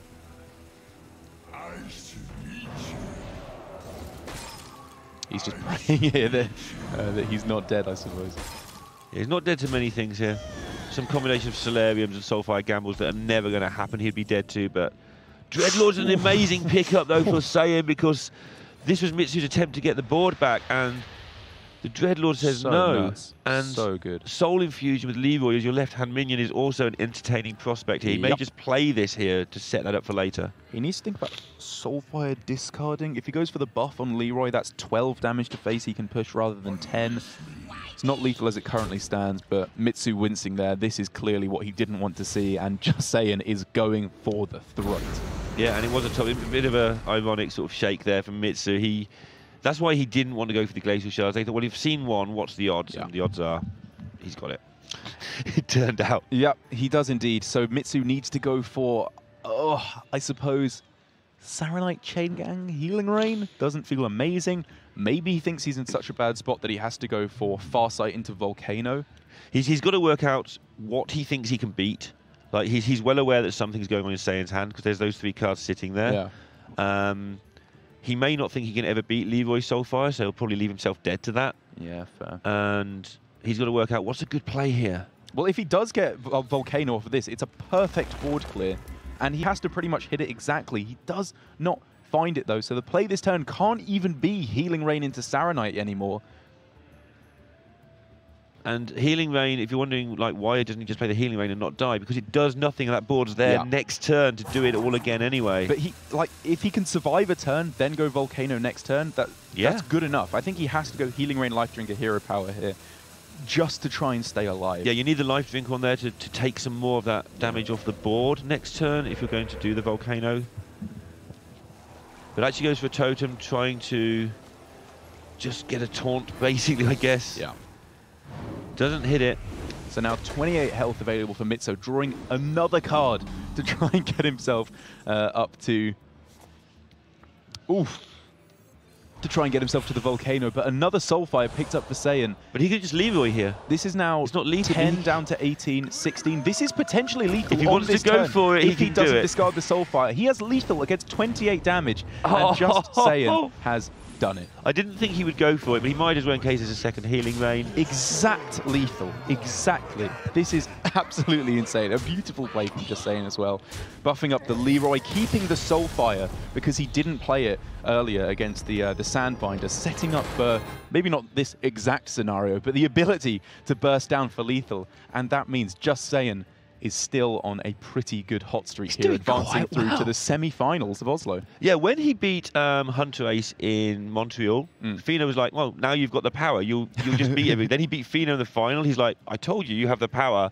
Here he's in Oslo, Hunter Ace's home turf. Hunter Ace hasn't been able to attend, he's at another event. And here he is in Oslo, just using Hunter Ace's power to power through to another semi-finals. Can't stress enough, this is his 4th semi-finals of the year. But if we take the metaphor of the power, that means after Saiyan lost to Hoy, Hoy in the last round, then Hoy lost to Hypno, Hypno has the power. He holds the Hearthstone power in his hands. He also holds even Paladin. It must be so great to get to semi-final of a tour stop with a deck he didn't build it all himself, but he's definitely honed it himself and practiced himself.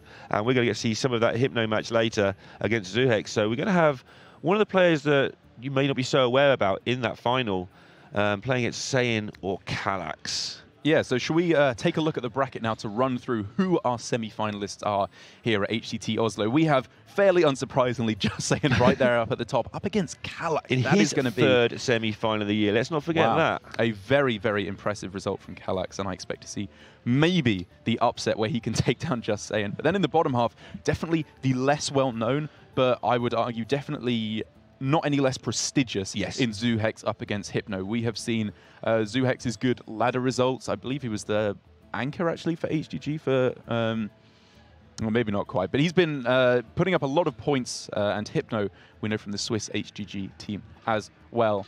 This could be, overall, a pretty big upset, and we could have a relatively unknown victor, but still a very powerful victor here at HCT Oslo. Hypno's reminding me a bit, as Django's kind of the same, reminding me of Glazer last year. Make your name in HGG, and then come and prove that it's not just you on a team, you're actually really good at the game. And we're going to get to see those guys really soon. So we're going to get ready for those semi-final matches. You've seen them a couple of times, we've talked about them. Just going to get a break, get them set up, and we'll see you very soon here at Oslo.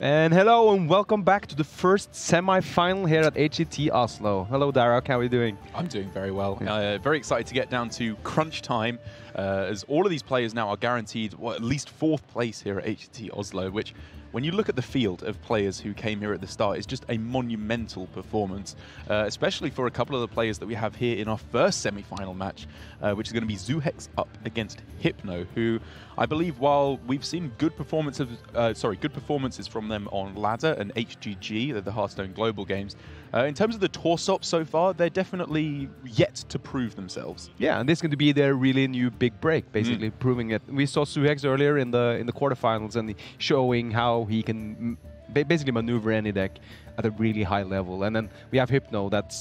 He's the only one that has a Paladin in the top 8, which is really cool to see. It's going to be interesting to see how these meta calls they've been doing and how it works in the LHS format. Yeah, I really hope we get to see another look at the signature deck from Hypno. We first got to see his Even Paladin in the Hearthstone Global Games, where we were very surprisingly impressed by it. It did very well in that format when pretty much everyone was bringing Odd Paladin, as is still the premier Paladin deck, most people would agree. But it's just been doing really well here. It's been smorking down the control decks with the likes of Corpse Taker and Blessing of Kings. And against the aggro decks, it's been doing fairly well at just dominating the board with Consecration and your early minions. Yeah, and it's been really interesting to see as well, because everyone just basically said that Even Paladin is now out after the Call to Arms nerf, but with the revival here and Hypno being basically the Even Paladin god, just bringing it everywhere and just refining it and climbing ladder with it and everything, and we can really see that this has been paying off, that all this practice with Even Paladin has shown that he is competent in taking down any threat. So going to be starting things off here with the Token Druid here for Hypno up against the Even Warlock for Zuhex, which is a pretty interesting and I would say quite crucial matchup at this tour stop, because Even Warlock, and the Token Druid are two of the most highly represented decks we see here at HCT Oslo. And typically it's been seen as a very dominant matchup for the Even Warlock, but I think people's opinions are starting to change on that somewhat. Yeah, it all comes down to basically Hypno is doing his thing with the Token Druid. It all comes down to how well the Token Druid can get on board, and whether or not the Warlock can actually answer with his board clears. If he has the board clears, this matchup is really miserable for the Token Druid. But when he doesn't, the game gets really even. Hypno's mulligan there as well was very interesting to me, because Whispering Woods, I can totally understand how you might not keep it against Even Warlock. They have four very efficient answers in 2 Hellfires, 2 Defiles to a Whispering Woods coming down with a coin on turn 3. But getting rid of Chain Yang and a Strong Shell, that feels to me like it was a pretty good way of getting a really mid-sized board in play very nice and early. Yeah, I'm looking what is he actually looking for when he removes those cards. Wild Growth is, of course, one of them, but you don't have anything to follow with Wild Growth if you just remove all your 4 drops.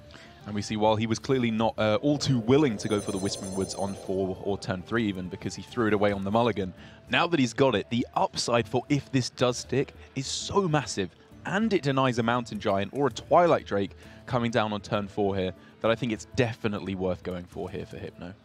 Yeah, the thing is also, even though you're just using the Whispering Woods, it's cleared up by, for instance, a Defile or a Hellfire. It's still a really good, because then one of those AoEs are out of the deck, and you can start maybe going wider with other things and basically saying, well, you only have 1 Defile left and 2 Hellfires, or the other way around, and you can be more safe to when your next board refill comes. And Zuhex here, like the absolute madman that he clearly is, I think is even considering a Mountain Giant here. I agree in the end, it's just too risky. If you clear this off, what can they really do on the following turns? Go for Giant next turn, it will still be perfectly good enough. Whereas the punish for if you go Giant and they have Savage Roar is double just so Savage Roar even there now. He's just he will just be dead. Yeah. But yeah, Hypno here is now staring down a hand which is basically buffs that he needs to get on, and stuff like Spreading Plague that you never really get really good Spreading Plague value except from like Gul'dan, but then it's usually too late anyways. And he's like 1 turn away to coining out Malfurion, so this is a bit of a blunder, like a bit of a dead turn for Hypno here. Yeah, so it could be an even deader turn than might first meet the eye, because if he wants to go for Plague next turn, you don't want to Spellstone away this Homunculus. You want as many of these weak minions on board as possible to get more Scarabs. But maybe then he'll be thinking, I want to go for Coin Malfurion next turn instead, which makes the Spellstone slightly more acceptable. I still think you just Hero Power pass this turn. Because the benefit of getting rid of a 2/2 is really not that drastic. It probably dies to your Malfurion hero power eventually, or ends up giving you another Scarab. I guess you could attack in with your hero power, but I like leaving it alive at least. Yeah, this is why Hypno, he has to think long ahead now, because a strong shell could also drop down for nothing. Only he decides to go for the plague here though, for 2 minions, basically nothing, and just do some sort of a board and setting up for a scavenger next turn and buffing them up. Clearly he wasn't particularly happy about this play though, as taking a long time and grimacing quite visually before going for it. The upside for if this does work is pretty big, because we could see Strong Shell next turn, then double Savage Roar or Malfurion to follow up. There's a lot of damage that could come through. It is clearly, however, quite an underwhelming Plague. Yeah. It's one of the smallest ones you can actually make. Like, if he had that Arcane Tyrant there, the play would make even more. Then it would be somewhat decent, because you get the free Arcane Tyrant as well. But in a list of top 10 smallest plagues, this would rank at a firm number 2. Yeah, completely correct. But yeah, Suex is now, he can clear this off if he wants with the Hellfire, but seeing as this board is so small, it just doesn't feel worth it to just clear it off with like using a Hellfire, which is a valuable resource for later when the bigger boards come around. Oh, but it's such a fishy play here from Hypno. Zuhex is thinking, why would you do this? Why would you go Coin Plague? Surely your hand has to be a little bit better than this. So Hellfire, I think, was a real consideration for Zuhex. I think looking at how the board state is actually shaken up here, though, this isn't that bad. If the punish is just Strong Shell Scavenger, Zuhex can say, so what? It's not that bad. Yeah, I got a Giant. That exactly. It value trades very nicely. He's even got a Spellstone for if he needs it. Dread Infernal as well. There's a lot of good plays he can make to clear up this board. Oh, and now another difficult decision for Hypno. Does he even push the damage? Does he want to give Hooked Reaver on this turn? Yeah, Hypno has sitting with all this damage there. Also, something I noticed, he attacked with the most healthy of them. And I was thinking, was that the correct play there? Just putting it down to 3-1 and then forcing it into the 3-7. But one of them is going to die anyway to this Giant. But now it sets up for being more susceptible for instance, Hellfire or Hellfire Defile or something like that. Yeah, it's a close one. If you have one big minion on your opponent's side of the board, you want to have all your minions be even in size, because then you can't take any very powerful value trades. You're less weak to Defile this way because you don't have a 1-health minion on board. It is close, though, I agree. Suicide side, though, is like 2 minions sticking on board if he just trades with the Giant. This actually could be dangerous, because Savage Roar represents, like, it's a fireball per Savage Roar here. And he's getting fairly low with like 15 health.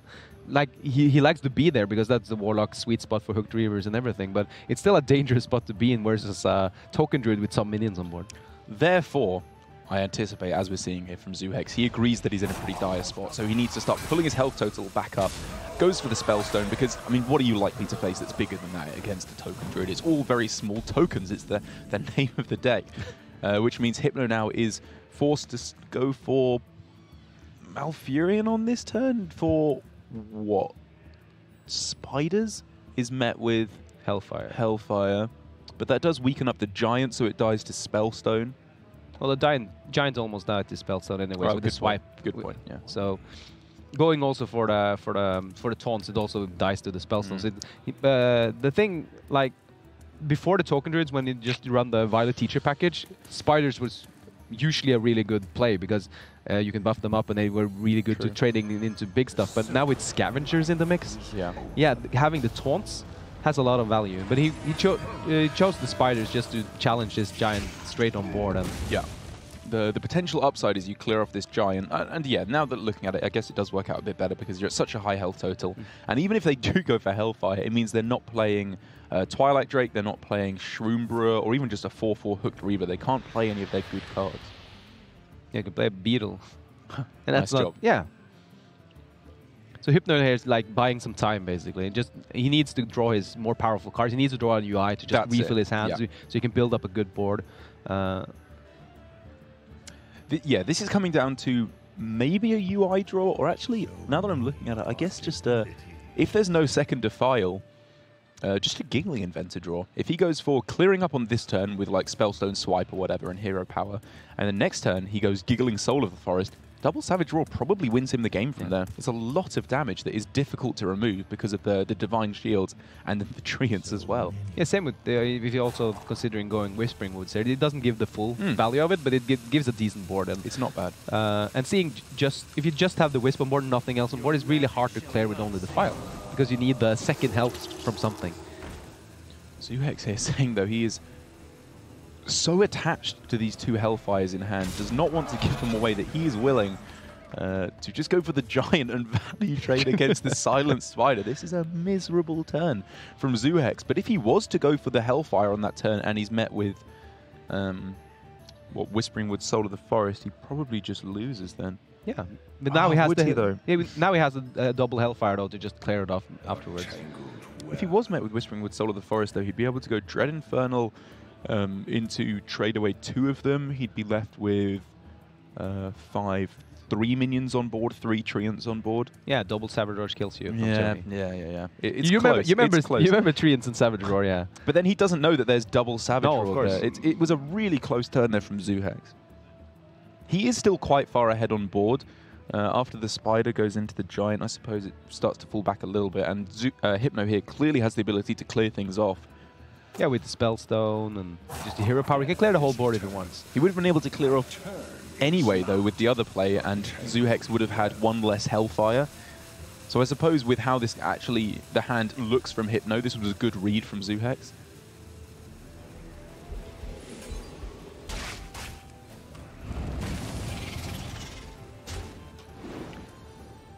He just armors up instead of clearing the Beetle as well. Does he want to just save it around till the second spreading place? You can have spreading place all the forest on a decent or small minion board. It's a weird. Yeah, that's really weird. Yeah. He doesn't have the spreading plague. He doesn't have the plague. Yeah, he goes for the volcano though. That's always the correct play when you're not sure what you're doing. Yeah. But yeah, Zuhex here is like, well, I need to put down some minions because what's also good instead of using your Hellfire, he's been very conservative with them because it's only AoE he has in hand. But if you have minions, you don't need to use your Hellfire because you can just trade instead of. Attacking into the Beetle even makes it harder for Hooked Reaver to be played because you have the 3 armor that you have to chip through as Zuhex as well. It's weird. Yeah, I'd be interested to hear what Hypno's reasoning was there. Maybe he wanted to charge up the Spellstone. Force something big coming back with Dread Inferno. Yeah. Oh, okay, yeah, that's very possibly, I suppose. As well as a potential plague off the top, which is always a consideration. Yeah. Which would be a lot better now that he's left it there. And the real problem with leaving this 2/2 on board isn't that it's going to kill you, because obviously 2 damage a turn you don't really care about when you have Malfurion active. It's more that it will make it easier to clear off your tokens. If he attacks into one of your Annoyatrons and then he can go double Hellfire, it clears off many more minions if you have a Soul of the Forest on it as well. It just makes things easier for Zuhex to clear. Yeah, and the thing is, like, if you do a Whispering Wood Soul of the Forest board, if the opponent doesn't have any minions, he can't clear it with only the File. And so, yeah. He needs to use 2 AoEs to clear that board. But if he has 1 minion, you can just trade into one of the Wisps, and then you kill the whole board with the File. Hypno now is staring down like the Wild Growth there. He has to save it for next turn because this hand doesn't have that much in it, and it needs to draw more. But like, and even a UI now wouldn't be that great because his hand is quite full, but it's full of cards that he can't really use because he doesn't have. He doesn't have a board. Yeah. And this really is the problem for Hypno, is that he's falling behind on board. He has to wrestle things back if he wants to win this game, which is why we're seeing now he's switching over to a plan of clearing things off because he doesn't have Plague, he doesn't have Whispering Soul of the Forest. What this really is going to come down to, I think, for Hypno, unless things turn around quite drastically in a way I'm not envisaging, is he's going to have one giant turn where he either goes for Plague Soul or Whispering Soul, and then wins with double Savage Roar next turn for a surprise lethal. Yeah, and now with the Mossy in hand as well for Zuhex. Oh, yeah. He has all the AoE in the world. He even plays the Dread Inferno, even though that's also used to clear up Wisps, but you don't need it. It's a big threat as well, because now Zuhex puts 12 damage on board, and then when you're at 22, that kills you. Is it that much better than getting Greymane? No. It's a resurrection, obviously, for Gul'dan on the following turn, but are you expecting it to die? I think Suex also was thinking there maybe I should just play the Gen Greymane in the end, because you could use, if it's a Whispering Woods board with Soul of the Forest, you can just use Dread Infernal Hellfire, for instance, instead of using both Hellfires. Yeah, that's what I'm thinking. Yeah, I think the 1 damage effect could actually be very useful on the Dread Infernal. But as we see now, though, Hypno needs to mount some sort of defense soon, because Suex is closing in on lethal on Hypno. Yeah, is this it? Like, if he went for Tyrant, Flute Tyrant on this turn, he could even throw it down a Chain Gang as well. His whole board probably gets cleared off, or at the very least enough so as to not grant lethal next turn.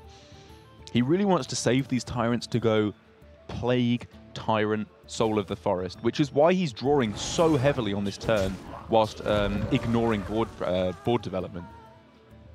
11 cards left in, 2 UIs, 1 Whispering Wood, 1 Soul of the Forest. There's a lot of good cards left in Hypno's deck, but it's just not in his hand. He's just dying, though. The fact that he's having to face tank these minions every turn, I think he's come to the conclusion I was just thinking of there, where he has to play these minions onto the board to stay alive. Yeah, just for tempo, yeah. I'm not sure I agree with the Floop one, because that could be used for another Strong Shell later. Or which double could be really Saronite. Yeah, he does have 2 Saronites, though, and maybe he just doesn't have time unless he wins back board right now. But if he was going to go for this play, is it worth it to go for the Wild Growth and the Hero Power over the Chain Gang? Because you already have another Chain Gang in hand. Maybe more development, tank less damage with your Hero Power. It's a close turn. But this sets up his lethal, though, if it doesn't get cleared. So it sets up lethal either way, though, because he would have played the Saronite Chain Gang. True. But yes, I agree. It's unlikely that it gets there, but I suppose it could potentially set up lethal with this play. There's also the fact that these minions, the Tyrants and the Floop Tyrant, is less vulnerable to Hellfire. Yeah. Because 4 health is good versus Hellfire. Anyway, we see Suex here just taking the safe line and just building quite a big board. It's come down to setting up. Attacks in just to gain the extra health. Yeah, a little bit of extra armor. Hypno now has 3, 4, 11, 14 damage, I think he can push face on this turn, if I'm counting correctly. Yeah, each Saboteur is 4. Yeah. So that's 8. 11 plus the hero power, yeah. 14, yeah. But that's not enough.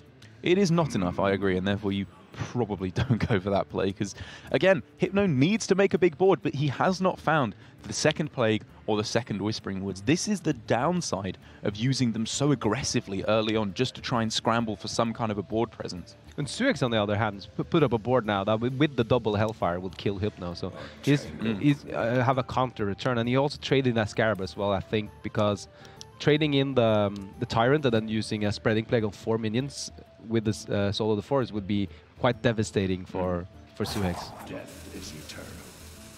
It's a cute play.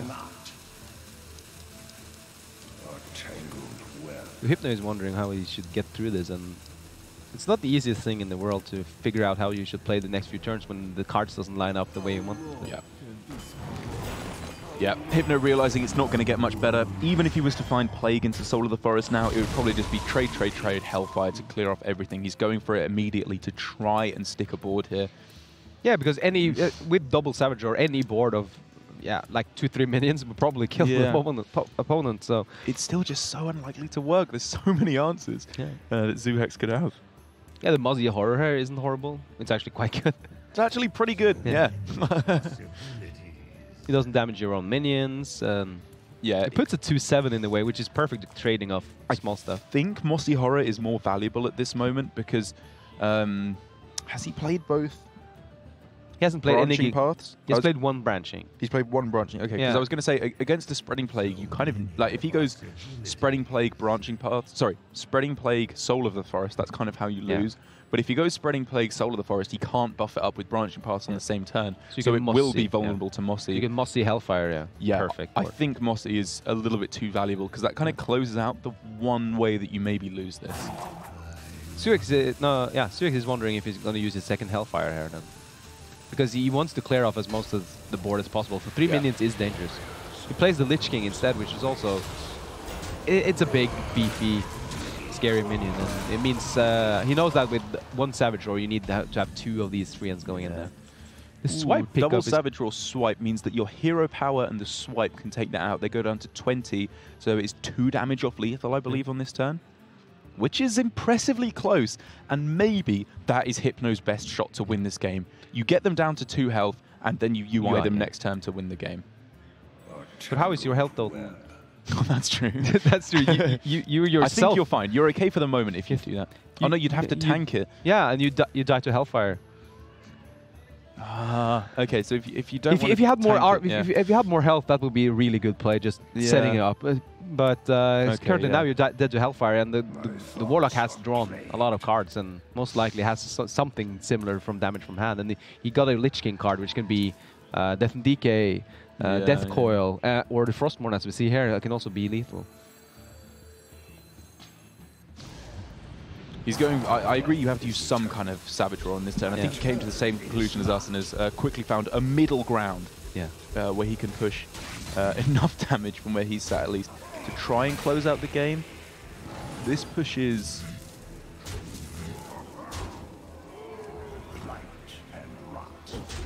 Okay, this still gives him, I suppose, the ability to develop a big board in a couple turns with if you can draw Soul of the Forest or Whispering Woods. It also cleans out his hand a little bit for Ultimate Infestation. It's true.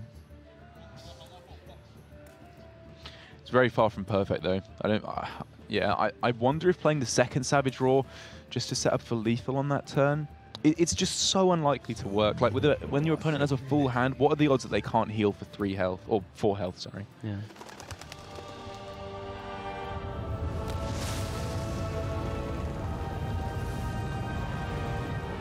For Suex here, though, there's a lot of options. Like Blood River Gul'dan would summon a few taunts. He's played 2 Vulgar Homunculus, I think. Yeah, so, I agree. And the 2 taunts is 2 attacks that need to go in. It also summons like a Dread Infernal. It summons, yeah, that's basically it. But it summons a decent-sized board that threatens lethal on the backswing here. So having that as an option, as well as it heals him for 5 and getting the hero power active, and you already have the double Hellfire to clear any board with the Mossy Horror as well. So. Yeah, I think whatever he does on this turn, it wants to try and set up lethal as effectively as possible, because he's clearly... Wow. He's using his Mozzie, though. I was going to say, he wants to win this game as soon as he possibly can, which means here, if we were to see Spreading Plague, Soul of the Forest, he has lethal through that, I believe, because he could go double Hellfire and then connect to face with the Hooked Reaver. Yeah, and that's enough, yeah. So because of that, he's thinking it's okay to play the Mossy Horror here. Picking up the Arcane Tyrant is quite key here as well. Giving him not being able to overdraw next turn. And this was probably the best way for Zoohex to set up lethal on the next turn, but against just Ultimate Infestation, which is a pretty likely card for your opponent to have, things are getting a little bit messier here because your Mossy Horror has been used up now. You're at a very low health total. Zoohex needs to find a way to effectively stabilize it. Yeah. And he's 1 damage of lethal, isn't it? No, 2. No, 1. With double Hellfire. Yes. 6, yeah. 1 damage of lethal. 1 damage off lethal. The Frostmourne helps, though, just if he wants to start pushing damage. But the Frostmourne is also super dangerous because if you tank minions with it, you suddenly get really low into the second swipe area. So if you go Gul'dan and push everything face, that would be 7 off dying, they'd be at 7 health. You have a nice big board of minions. And you probably have too much taunt for them to kill you. Yeah. But is it just too risky? What if you can't deliver lethal next turn because they Spreading Plague plus double Branching Paths for armor or something? But this is a different play, though. He removes the Spellstones, meaning that it's really hard to get through this Hooked Reaver and just pushes the rest face and just setting up for lethal next turn. I think the play I suggested might have set up definite lethal, but like Zoohex here is saying this is such a safe way of going about it. I so likely win here that why would I take the risk? Hypnoside, though, if it trades here, Spreading Plague and Strong Shell? Yeah, and Strong Shell, yeah. Double Hellfire doesn't clear it, and it clears his whole board, so he doesn't die. He goes super low, though, but still. It's a pretty menacing board as well. 3 Spreading Plagues with 3/7, and they trade Yeah, one trade into the Hook Reaver, and the other two has to trade. It doesn't even kill one of them as well. So then Suhex almost is forced to use one Hellfire at least to clear off some of this board. I do wonder though, if for Zuhex, last turn, if he had gone everything face, you get your opponent down to 7, and you get a big board. If they go Spreading Plague, if they Spreading Plague that board, they need to gain armor, or you double Hellfire plus Gul'dan Hero Power them for lethal. So it really limits the plays they could have gone for, whereas now, because Zuhex didn't go for the aggressive line, he's got a big board that he can't necessarily deal with right now. He's not delivering lethal yet. I don't know. I feel like maybe if he'd gone more aggressive there and set up a big wall of taunts with the 2 Vulgar Homunculuses and the Hooked Reaver that was still alive. And the Dread Infernal as well. So just another big minion. Yeah.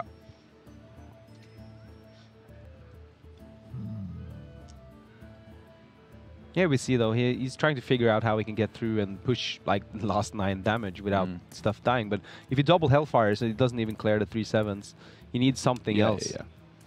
And does he have it? Like, what can he do on this turn? He can go trade in Gul'dan. Can he do some Defile math maybe if he picks that off the top? Oh, that's not a plan you want to rely on. I agree, probably would be able to get there with Hellfire and Defile, but that does not feel good at all. Yeah, he just trades off and goes to Gul'dan and hopes that it's not something that can go through here. He's at 20 health. It's pretty safe with the 2 taunts with the Vulgar Homunculus, but yeah, he's already seen 1 Savage Roar as well, so it's less likely to be able to to kill him off here. But Savage Roar and Branching Paths and the Hero Power as well, that's... It means 2 minions can go through. 2 minions can connect face, which is 5, 7, 14 damage goes face, I think. Not enough. Which isn't enough, yeah. The Soul of the Forest here, though, is quite a good pickup. Like, if you're Giggling Inventor Soul of the Forest now, you have 6 minions with it. Yeah. But you're still, you're really low, and you need to armor up. You have to armor, yeah. I mean, double Hellfire just kills him. Hypno doesn't know that he has to armor. He might suspect that quite heavily. But we can see here, he does, in fact, have to armor twice. Oh, sorry, he does have to armor lest he be Hellfired twice. Yeah, Hellfire and Hero Power, of course. So what is his response to that? Does he go Giggling Inventor, Branching Paths, 1 for damage, 1 for armor? Trades the 2, 3, trade, 3. Yeah. It gets pushes, or you can trade off the Hooked Reaver or just push 4 face. Gets a bit of damage through to face, sets up a board that is weak to Defile, but not that weak. I mean, I think what is the more likely scenario is Hypno says, if you have double Hellfire, I lose anyway, which is probably the correct play. We're kind of letting Cast Division get to us a little bit here, where we can see he would be dead if he does that. And that's why this is taking so long. Should I take the risk or should I not? And it seems like he goes for the play I first suggested. It sets up a really good board as well. It sets up a board that wins next turn. But as we see here, Suhex will take this readily and handily. I assume he sees the double Hellfire play. Yeah, he sees it. And while this game got closer than I thought it would, to be perfectly honest, it was a good closeout there from Zuhex. I think for me, the real, what it comes down to in this game that I disagreed with Zuhex was, if you're going to play Mossy Horror, you have to play really aggressively from there on in. You have to close out the game in the next couple of turns, because you leave yourself so vulnerable to Spreading Plague. Whereas he played the Mossy Horror, and then it felt to me he started to take less aggressive lines, kind of slowed down a little bit, and left him vulnerable to the Spreading Plague. Whereas I think he could have turned it right up to 11 and tried to close out the game with Gul'dan. I'm the aggressor. You have to respond to me. Yeah, exactly. It would be, especially with 6 damage from hand from Hellfire, so just having the burst readily and available. But this is quite a loss for Hypno. It was a bad queuing order, basically, because it is an unfavored matchup, and he got close, but not close enough. And hopefully he can pick it back up. He still has some good decks to challenge this Even Warlock. Yeah, I believe he has the Mirror, if he would like to go for it, with an Even Warlock of his own, and a different Even deck, his own personal homebrew of the Even Paladin, from which, from what I hear, is a decent matchup against Even Warlock. Their big threats can be answered through Equality in particular, and if they don't have answers to you very early on, you just smork them down as Even Paladin. You just play Blessing of Kings and they kind of lose. Yeah, and he also, his list is also has Tyrion on top end as well. That's true. Yeah, and Valnir as well. Valnir can just have the value for days, basically. Just giving you these big minions going into it. And you see him clearly going in with this even Paladin to even out the odds. Nice. What he's looking for, though, is some early game, because Yeah, I agree. applying pressure early means that the Warlock can't tap as much and has to use like AoEs. Because even like a Sunkeeper Tarium board dies to Hellfire. And you need to really have them expend those resources early so you can basically push with Tarium for later. And I wonder if Zuhex will have been talking to his friends, anyone who knows this matchup, because I think what we saw when Hypno was playing this deck on stream yesterday up against Nikolai Hoy rather than Frederick Hoy, who got a little bit further in the tournament, was a misread of this matchup from Nikolai Hoy, in my opinion. Keeping the Black Knight off the mulligan, I think, was too mid to late game oriented, whereas he was dead on turn 5. It was just functioning like an aggro deck, this even Paladin, sorry. And so I think this is a little bit more of an understanding of how this plays out from Zuhex. With a keep of Ooze and Hellfire, he wants to deal with early boards. Yeah. He wants to have something to challenge the 1-1 dudes that comes around. He wants a way to challenge the buffs. But the problem also is like, Hypno runs, for instance, a Blessing of Kings, and Zuhex doesn't have a great answer to it unless you have a charged up Spellstone. Like a 5-5 just punching you on turn 4, it hurts. Well, that's like the old school even Paladin versus Q-Block days. Blessing of Kings was sometimes more sought after than Call to Arms even, because it was just so good against the Warlock. They didn't have an answer. Yeah, because Warlocks are really good now with the File and Hellfire against the wide board. A wide board of like mid-sized or small minions. Yeah. But versus big minions, they cut Siphon Soul and they cut Twisting Nether, so they don't, which was also a way to remove a big minion. But so they only have like Spellstones to removing one single minion or punching them with a giant, for instance. But that doesn't always work if you can't, like we see here with Zuhex, he has to play his cards to challenge for board, meaning he can't get the card hand he needs to have cheap giants. Yeah, and he would like to start finding those bigger threats like the Giants, because while I was maybe overemphasizing how aggressive this deck plays out for Hypno, Zuhex does definitely want to have responses to the aggression. After he clears up with Hellfire and Defile, he wants to be able to go for the Giants, because clearly in this game from Hypno, it's much less aggressive. He just used a Consecration there with the coin just to clear up some Beetles, because he wants to be playing defensive in the early game, because he's just kind of lost the early game. The 2 Beetles were too much for him to deal with. Yeah. And you see here, though, with the Glass Knight as well. Glass Knight is also one of the cards that people have been basically a little bit sleeping on, I feel. It's a really cool effect on it. Basically, when you heal, you get a new Divine Shield, and with like stuff like True Shield or Champion, you get like all the values, value trading, and all that stuff. This Divine Shield is a strong effect. I love the Glass Knight. I climbed to top 100 on the day Witchwood came out with a Glass Knight buff Paladin that I made. I quickly realized it's just because everyone else was playing such bad decks on the first day of Witchwood was the only reason I was getting anywhere, and my deck sucked. But it was fun while it lasted. I liked the Glass Knight quite a lot. Seeing here also going with these small minions.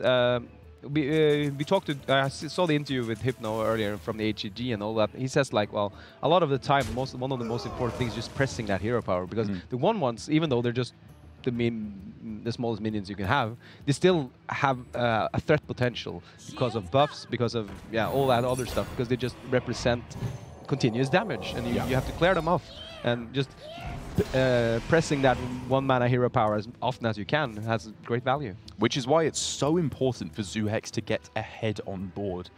Because like you said, if Hypno just goes for that hero power every single turn and has an army of 1-1 dudes to try and smork down the even Warlock, Zuhex would have to be playing Hellfires, Defiles just to clear off 1-1s, which feels awful. Because he's got himself into this position, as we can see, where he is quite decidedly ahead on board, he can just value trade. He will be value trading for days and days and days until Hypno basically runs out of stuff to develop in a major way onto the board. And then Zuhex just runs away with Lich Kings, Hooked Reavers, and Mountain Giants. Speak of the devil. Speak of the devil, there comes the giant.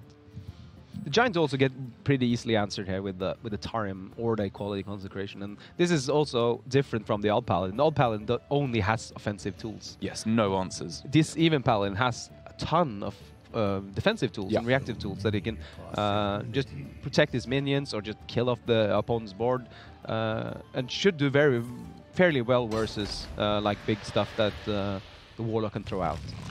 Zuhex here clearly showing little respect to the Glass Knight, because the other play available in this turn, as I see it, was like you can go Spellbreaker and get some pretty nice trades.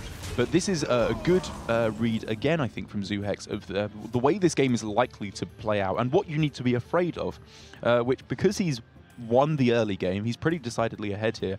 What he needs to be afraid of then is Spike Ridge Steed. It's Tyrion. It's all these powerful effects with death rattles that you really want to silence away. So that Spellbreaker is just way too valuable to be used just to remove a Divine Shield here on the Glass Knight. We've seen Hypno now. This is his last consecration, and this is the equality. And he's considering, well, it's one Drake and one Giant, which is one of the biggest minions you're going to have. But, yes. But is it worth it doing equality consecration on this board? Is it better to just remove or reduce everything down to 3/3s? Tarim, yeah, is definitely worth considering, especially because you can value trade first. Yeah, you can value trade first, turn it up to 3/3, and the Tarim trades perfectly into the Giant and the and the Drake then. Yeah, but Tarim's like the best card in your deck. When you play Tarim, you want to win the game. That's generally what you just want to do with Tarim, because you have a board of 1/1s and then they actually do something. Here's the second consideration. Do you attack here? Because it puts it into tap-hooked Reaver territory. I like it. Even if he does go tap-hooked Reaver, you have the very quick response straight away of just Hero Powers Tarim. Yeah. Gets a decent board. Two Talking about Reavers hooked ready Reavers, to come down. Yeah, wow. And with the Defile as well, making the Tarim not as good as it could have been. Yeah. That's a Spike Ridge Steed though, which is key also to really get this matchup going, because it's a hard minion to remove when you only have a few Spellbreakers. Yeah, really, really difficult. And it does kind of surprise me that I understand why, but how Spike Ridge Steed has been out of the meta for so long. It's just such an absurdly powerful It's card. also an even card though. And Yeah. everyone's playing Odd Paladins. Yeah, that's true. Yeah, that's the thing. No one's playing any What I have paladins to- other than Odd. I had to criticize Hypno a little bit here though, because you see the golden Mossy Horror here. I don't like playing golden cards in my Paladin because he is a true silver champion. Oh my god. It's literally the worst Hearthstone joke I've ever heard in my life. Well, I got more. But yeah, Hypno here is setting up this Tarim board and getting responded with like a big board in return. And the thing is, that he has now minions on board that he can buff with the Sparkle Cheese. He also has a Lich King that can challenge most of this board pretty easily. Yeah. Yeah, I mean, the Lich King is obviously the first port of call, I think, on this turn. As a perfectly decent play to throw down. There's some merit of thinking about Spike Ridge Steed and Argent Protector. The numbers don't quite work out in your favor. What about Sound the Bells, though? You can get like, whoa, 3 buffs and then the Argent Protector. The Bells also was one of the cards when it was revealed everyone was saying was either going to be really, really strong or really, really bad. And it does give the 4 attack that you need to be able to kill off the Hooked Reaver. Yeah. You just want to stay ahead on board here as Hypno. Lich King, it could be good, but I believe he Zoohex is even playing the Black Knight in his deck, so it would just be way too big of a punish. If you're met with Black Knight, the game's pretty much over, I think. Yeah, we see just going for the 7/4. Just big dude just smacking into that Hooked Reaver. I love Sound the Bells so much. It's such a cool card. Cool effects with the bell sound. And Yeah. And Suex here, on the other hand, staring down a pretty menacing board with 10 damage on it. He needs to clear off most of this, but it's not the easiest thing. But the Spellbreaker coming in handy now. But yeah, is that so good though? Like, it's still a minion, and you know it's Spike Ridge Steed. You know Tyrion is in the deck. You know a lot of pretty scary cards are still left. Well, he just had to, didn't he? I agree it's far from perfect, but there was just no real choice there from Zoohex, which means for Hypno here, this is the second best outcome, where ideally he just wins the game because he has too much pressure on board and Zoohex can't answer it. But the fact that he's baited out the Spellbreaker means now Tyrion, Spike Ridge Deep, Blessing of Kings, all these buff cards and powerful Death Rattle minions just become so powerful. And Hypno is at full health, and even though this is lots of minions, it's only 12 damage, and he can take this for several turns before it becomes dangerous. He wants to attack, he doesn't want to attack at all, I think. Just keeping this taunt up. It's 2 taunts basically in one. One is 3/7, and the other one is 2/6, and it's nothing getting through that one, unless he has another Spellbreaker. I mean, it's basically 3 taunts in one, because you got the Divine Shield, which tanks a big hit anyway. It's so much. Yeah, that's a nasty minion to go through. And all it needs to do here for Hypno is to keep him from falling behind on board. He's so close to winning this game. He just needs the one copy of Avenging Wrath that's in his deck that could get him there. Maybe the True Silver Champion, Consecration. There's so many good cards. Oh, actually, no, he's played both Consecrations. Just any kind of damage like Blessing of Kings to just shut this one out. Hey, quality is also good here. You let all the small weenie dudes just get through the taunts. I think he's played both already at this point. He played one actually. equality. I think he played one even earlier on the, like right towards the start of the game. We were talking about something. He played Consecration then early, and then he only he runs 2 equalities. Yeah, I think he's played both of them. Yeah, and Suex just like, well, I need to make a taunt wall because I'm scared of. I'm at 9 health. Oh no, yeah. sorry, it was Hydrologist. It was Hydrologist into Repentance. Repentance. Yeah, sorry, my mistake. Picks up the True Silver Champion. Does that change anything? How much damage are we looking at here now? The Mossy Horror can, I suppose, take out the Homunculus, but at a second glance, that feels less good when you destroy your entire board. Gives his Stegodon as well. So it is just going to have to carry on being a struggle for board control here for Hypno. Doesn't want to throw down the Lich King lest it actually get damage through to... Well, lest it actually has the ability to connect to face. He doesn't want an even trade, again, because of the potential for Black Knight. Takes 8 to the face for... Yeah, and then does the Mossy Horror to kill the 2/4, yeah. So only, yeah, and the Mossy Horror perfectly, basically, challenges this 4-1 Drake. So now we will see potentially the old adage coming true of he who Mossy's last, Mossy's hardest. As Zuhex could just go for the straight up Mossy on Mossy action to even up the board, make it a little bit more favorable for him. But also, yeah. You're getting very close now to just dying to the Avenging Wrath, yeah. The sitting Swampus there is also just removing the weapon. You can't wait for it for Tyrion, but it's never that good. And I always get salty when people oozes my True Silver Champion. I guess it's just a basic reaction. Ooh. This is kind of a tough choice. I think Hidden Wisdom is too easy to play around for Zuhex, and he probably won't play 3 cards a turn anyway. Eye for an eye when you're so close to lethal. I think they have too much heal to go for Eye for an Eye. But Hypno's going for it here anyway. He just wants that damage through to face. He realizes the game is slipping out of his hands, so he needs to win right now. Oh, but if they have one Spellstone, one Gul'dan, one Shroombrewer... Even that only does 1 damage through to face then. But any damage to face now means that Avenging Wrath could be a really good top deck. Yes, because that's less hits it needs to hit. I think this works out pretty well though, because you could go...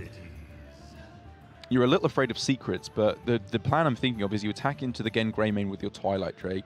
Zuhex can then go Dread Infernal, which deals the 1 damage for Eye for an Eye. And it would also then get a Spellstone to a point where you are dealing 5 damage and gaining 5 then. Yeah, the Spellstone like Dread Infernal is the best way to buff the Spellstones because it's only 1 instead of 2 or 3 from everything else. Maybe then Zuhex will go face here because he then wants to test around like Noble Sacrifice. No, he just hit with the Mossies and the Noble Sacrifice would trigger. Yeah, sorry, yeah, okay. But he's afraid of playing the Dread Infernal because he might think it's like Repentance. Oh man, it's such a tough turn here for Zuhex. So now he's thinking of playing the Geist for...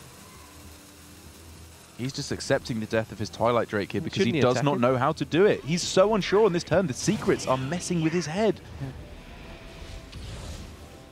And I think now he can figure it out as being exactly either Hidden Wisdom or Eye for an Eye. Yeah, it's only 2 triggers he doesn't have. Yeah, Auto Defense Matrix would have triggered, Repentance, Redemption, and Noble Sacrifice all would already have worked. So he knows this is probably Eye for an Eye because I think he would put Hypno on not picking Hidden Wisdom. Ooh, Anti-Magic Shell is good though. That is nice, even if it's just for another 2 burst with the Chilled Blade Champion through to face. And now, yeah, this is just such a lovely turn here for Zuhex with Dread Infernal. Taking 1 extra. Way out of range. Taking 2 damage to face there, but yeah, just you healing everything up with a 5 damage Spellstone and then pushing 6 more damage to face. And it looks like Hypno's even Paladin might be in the struggle now. It definitely is. Quality off the top does give him a board clear here with the Wild Pyro as well, which is the only play, right? He can do Equality, Wild Pyro, Anti-Magic Shell. Oh, okay, yeah, that's kind of cute. Yeah, with a dude in as well, so he gets like a decent board. Yeah, okay, I like that.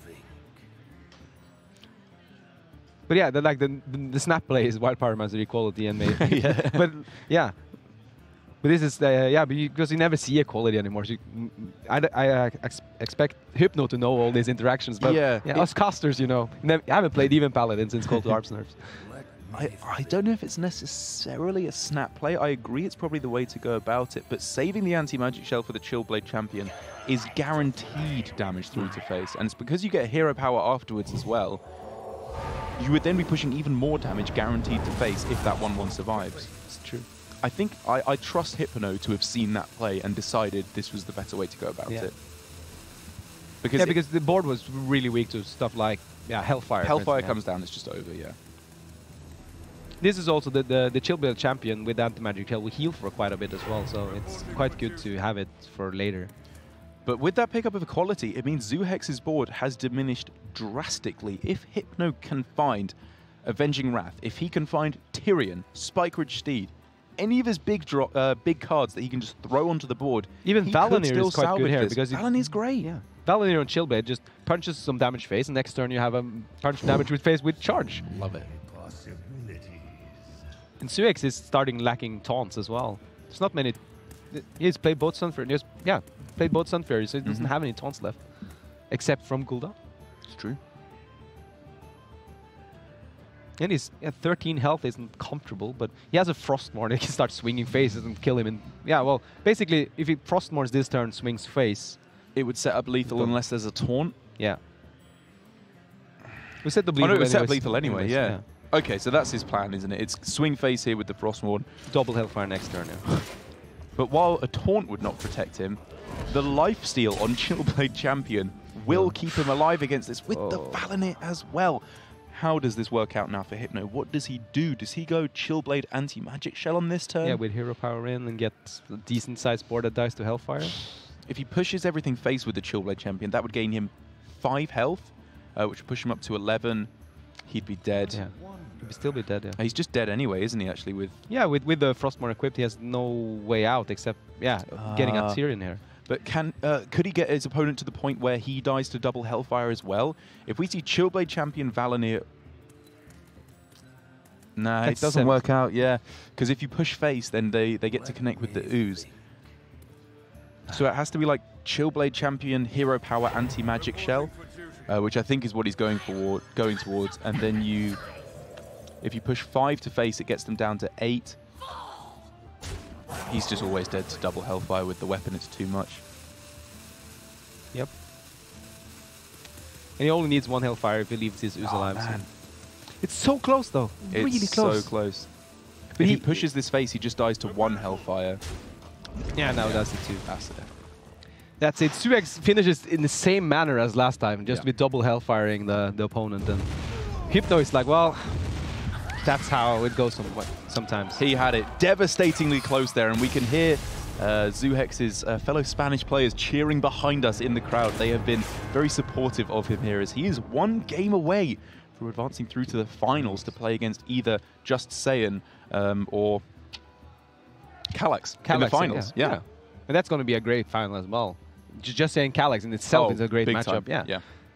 But now we have to see Hypno. He still has 1 deck left. Yes, it's the Even Warlock Mirror, I believe, is what he has left available to him. I haven't had a look, as I only had a 1-minute break to scoff my burger, at the tech cards that both of these players have brought. I believe from seeing it, the Zuhex has the Black Knight in his version of Even Warlock, which is a very, very nice card to be taking down the mirror. So Zuhex, I imagine, is going to be feeling pretty comfortable here. Yeah, and even if he loses, he still has other decks to sweep this with. Suex is in a demanding, dominating position here, and Hypno just needs to... Yeah, well, he has 3-0'd before, so he might be 3-0ing again. And it was close this time with the Paladin as well, but you can really see the strength of the Paladin that almost no one plays. And this is a little bit of fun part, because I would expect that Suex haven't had that much experience playing an even Paladin, because no one has, so except Hypno, and that makes it interesting to see that he managed to spare out his resources in a way that he wins with double Hellfire in the end. Yeah, I think he had a good understanding of the matchup. Even though he kept Hellfire off the mulligan and literally never played it until it delivered lethal for him, I still think it was a good way to go about it, because if he hadn't top-decked double Beetle on the next couple turns, he would have lost board early on and Hellfire would have been the way to go. Hypno here, though, considering keeping Blood River Gul'dan. It's not a usual play unless you already have the Giant to go down on turn 3. Hypno here also, he has a Doomsayer in his list as well, so he has a less, he's a more aggro-oriented even lock, basically for countering aggro, but keeping Gul'dan, even though it's a cool play. I mean, seeing other people keeping 10 mana cards in the opening hand, winning Worlds, for instance. So yeah, I don't think it was the correct keep here. No, that's like an anti-control mage play or something. Yeah. Like, it's for the really, really slow matchups. Whereas even Warlock, while it is two relatively control-ish decks, it is not a slow control matchup. This game starts going really, really intense, really quickly. Just on turn 3, if Hypno can find himself a Mountain Giant, he will be putting this game into overdrive very quickly, but he does not have it. Still has one draw, though. And Zuhex does have it. We even heard a cheer from the Spanish crowd behind us at the Giant being picked up.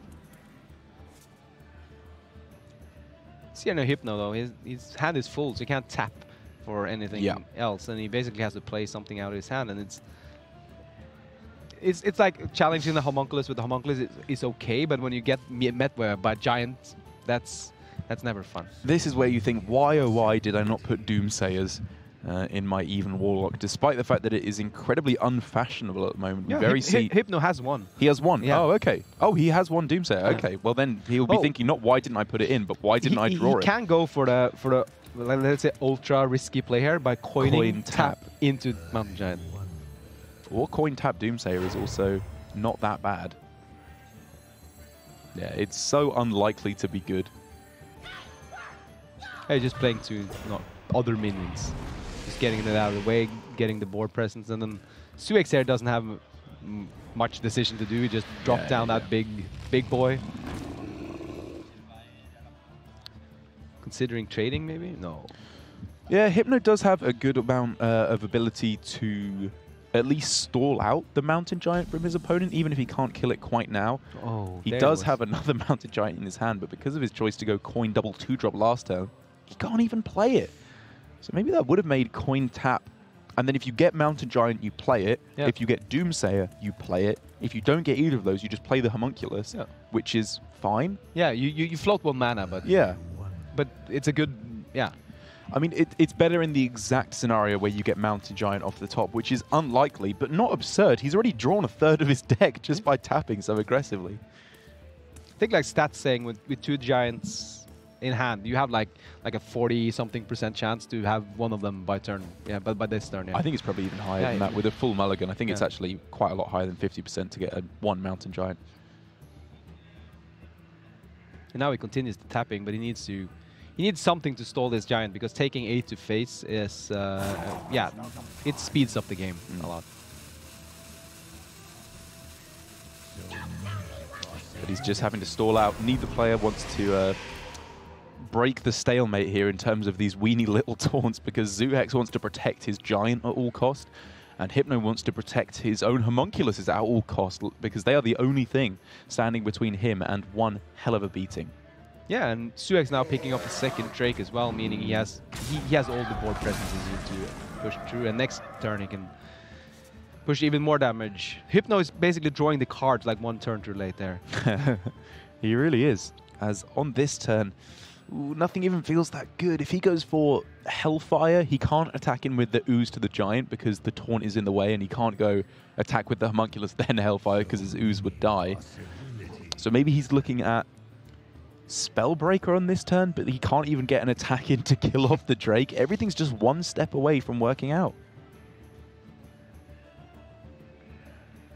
Maybe he just has to take this beating and use this Hook Driver to gain back tempo. Something like that, but that just feels awful. Now we have 2, though.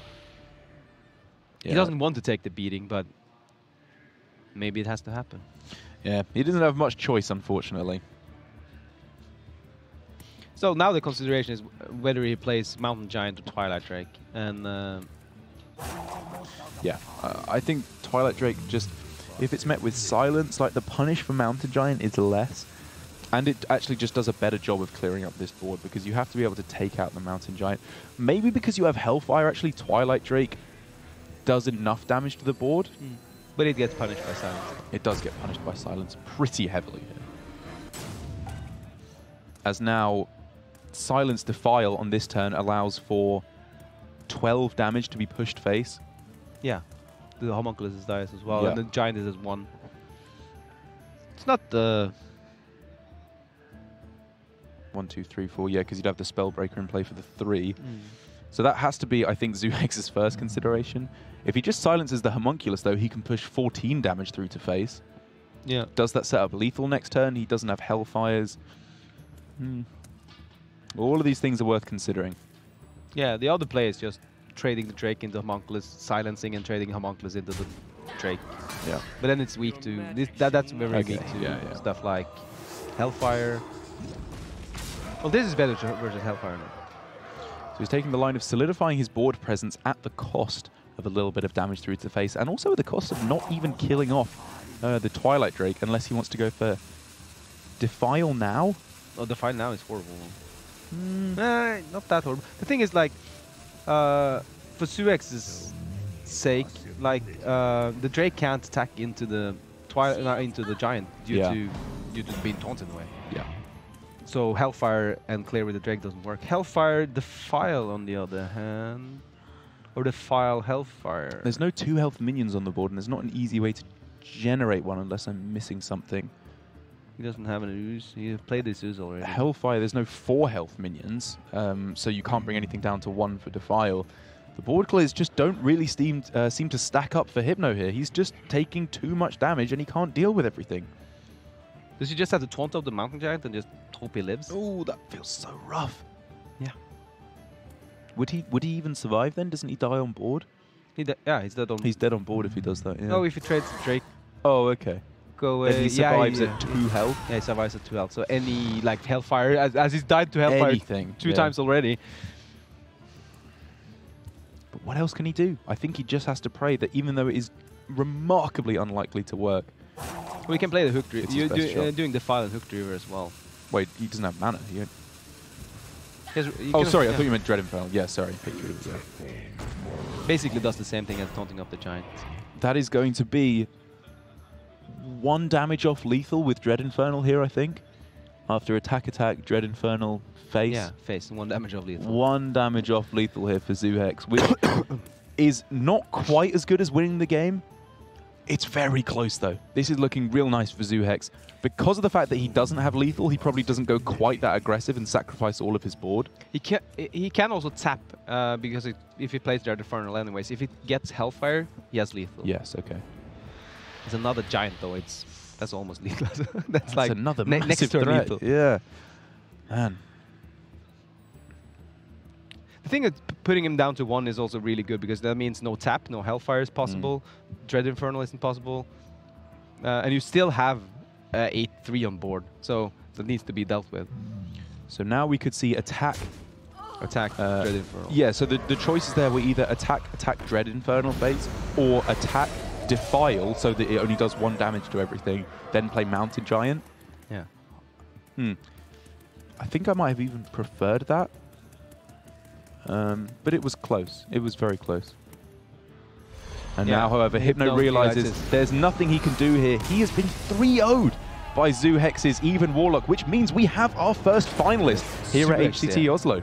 Zuhex with a really interesting lineup as well. It's he won with even more, like as we said here, but compared to, for instance, just Sane lineup, which was really aggro, and Yeah. a lot of the top 8, 2 of the top 8 players had a really aggro lineup. Some That's had true. anti-control. Hypno had the even Paladin. So we see that a lot of mix in the top 8. But he's going through with more of a, like, let's say the safe lineup, probably one of the lineups we've seen the most of. But he played it perfectly, and then done it the whole day. He had 7-1 yesterday, and it shows that this is a player with a lot of skill in piloting the good stuff. Yeah, I liked most of what I saw from Zuhex. I think I still don't necessarily agree with his play against Token Druid, but I would be willing to defer to him in that maybe he saw that he never really loses that game either way. Because it wasn't the case of how do I win this game, it was how do I not lose this game? What can I possibly lose to? And I feel like by throwing down the Mossy Horror a little bit early, he might have given his opponent a very small out. But either way, I would be very happy if either of these two players had made it through to the final. I liked a lot of what I've seen from Hypno in the Hearthstone Global Games, and I'm glad we get to see him get a very strong top 4 at a tour stop, which is not something most players can boast. No, it's a really good achievement, and seeing how the tour stop has been lining up, and you see some players breaking like top 16, top 32s, and finally just breaking through to the now he's in the final. I think it's one of the first tournaments he's actually been in. So this is amazing play by Zuhex, and I hope we can see much more of him in the future. Exactly. And I believe we are going to take a look at the bracket now as for our next match up here of the day, with Zuhex stomping his way through to the finals, our first 3-0 of the day. The next match is going to be Just Saiyan up against Kallax. Will we be able to see Saiyan take his second tour stop within, is it within a month, or has it been more than a month since he won DreamHack? Basically, it would be insane if he wins this. I said at the middle of yesterday, or the end of yesterday, sorry, there is no way that Just Saiyan wins another one. It's just impossible. He can't be that good. But I'm just saying, he's Just Saiyan. He is just that good, yeah. Yeah, we will go to a short break, and we will be back with the second semi-final.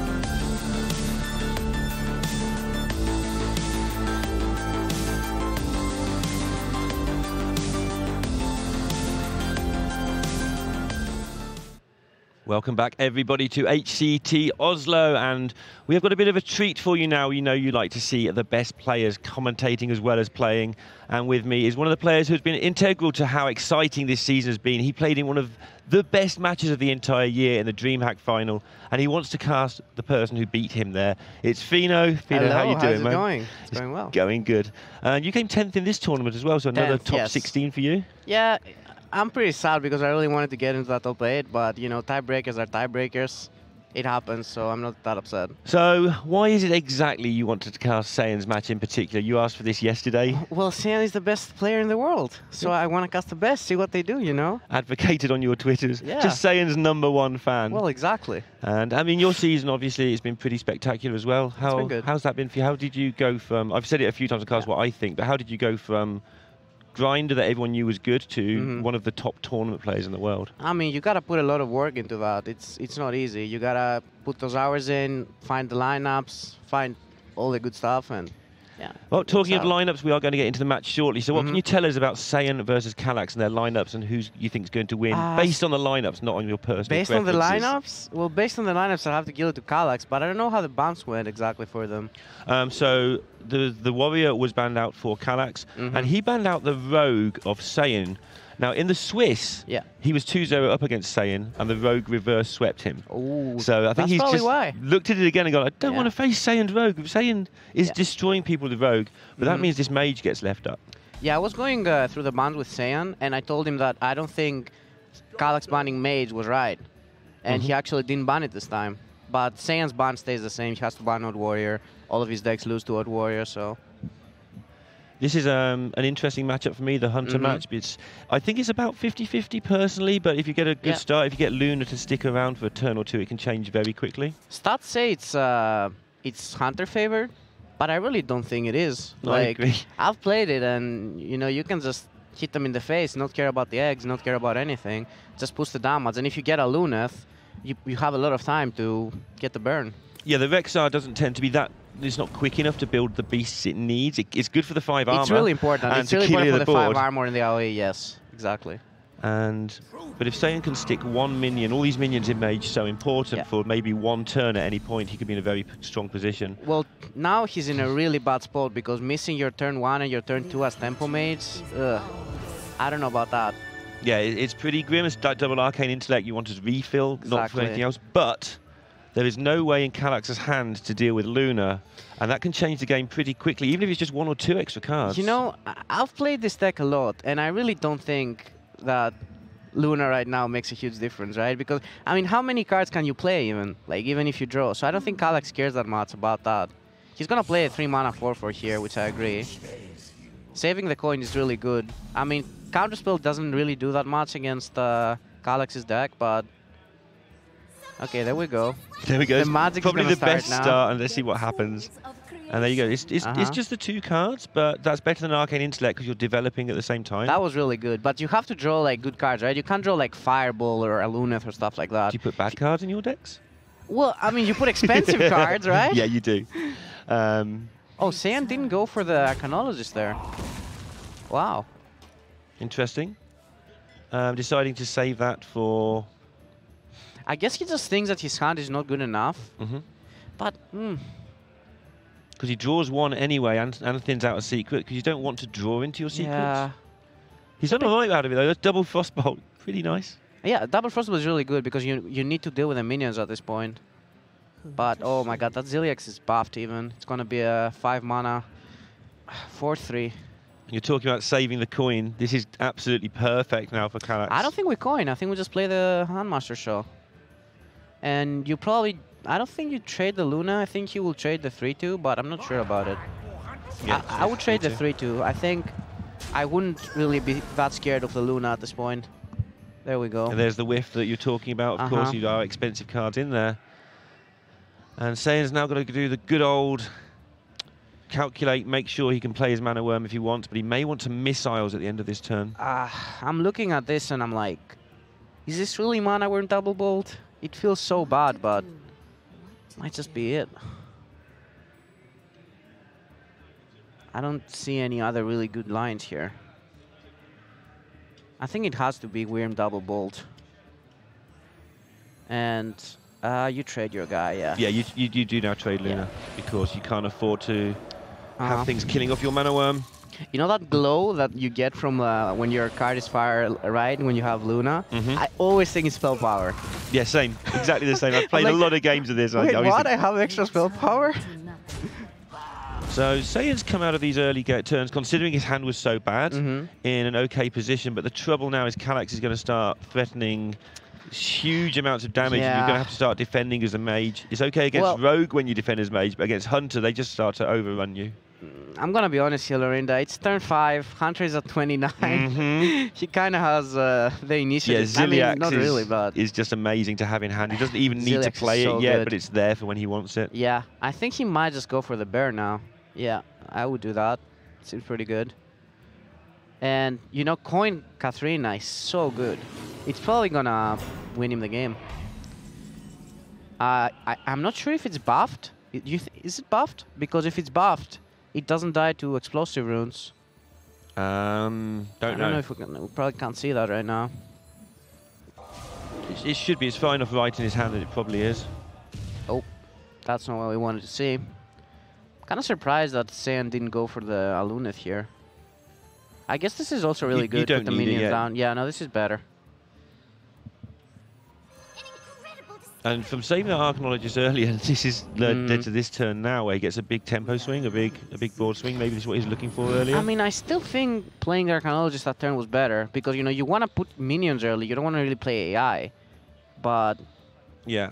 We'll I'm also thinking like this plays into the Rexar turn with a load of 3 health minions on board. Yeah, sure.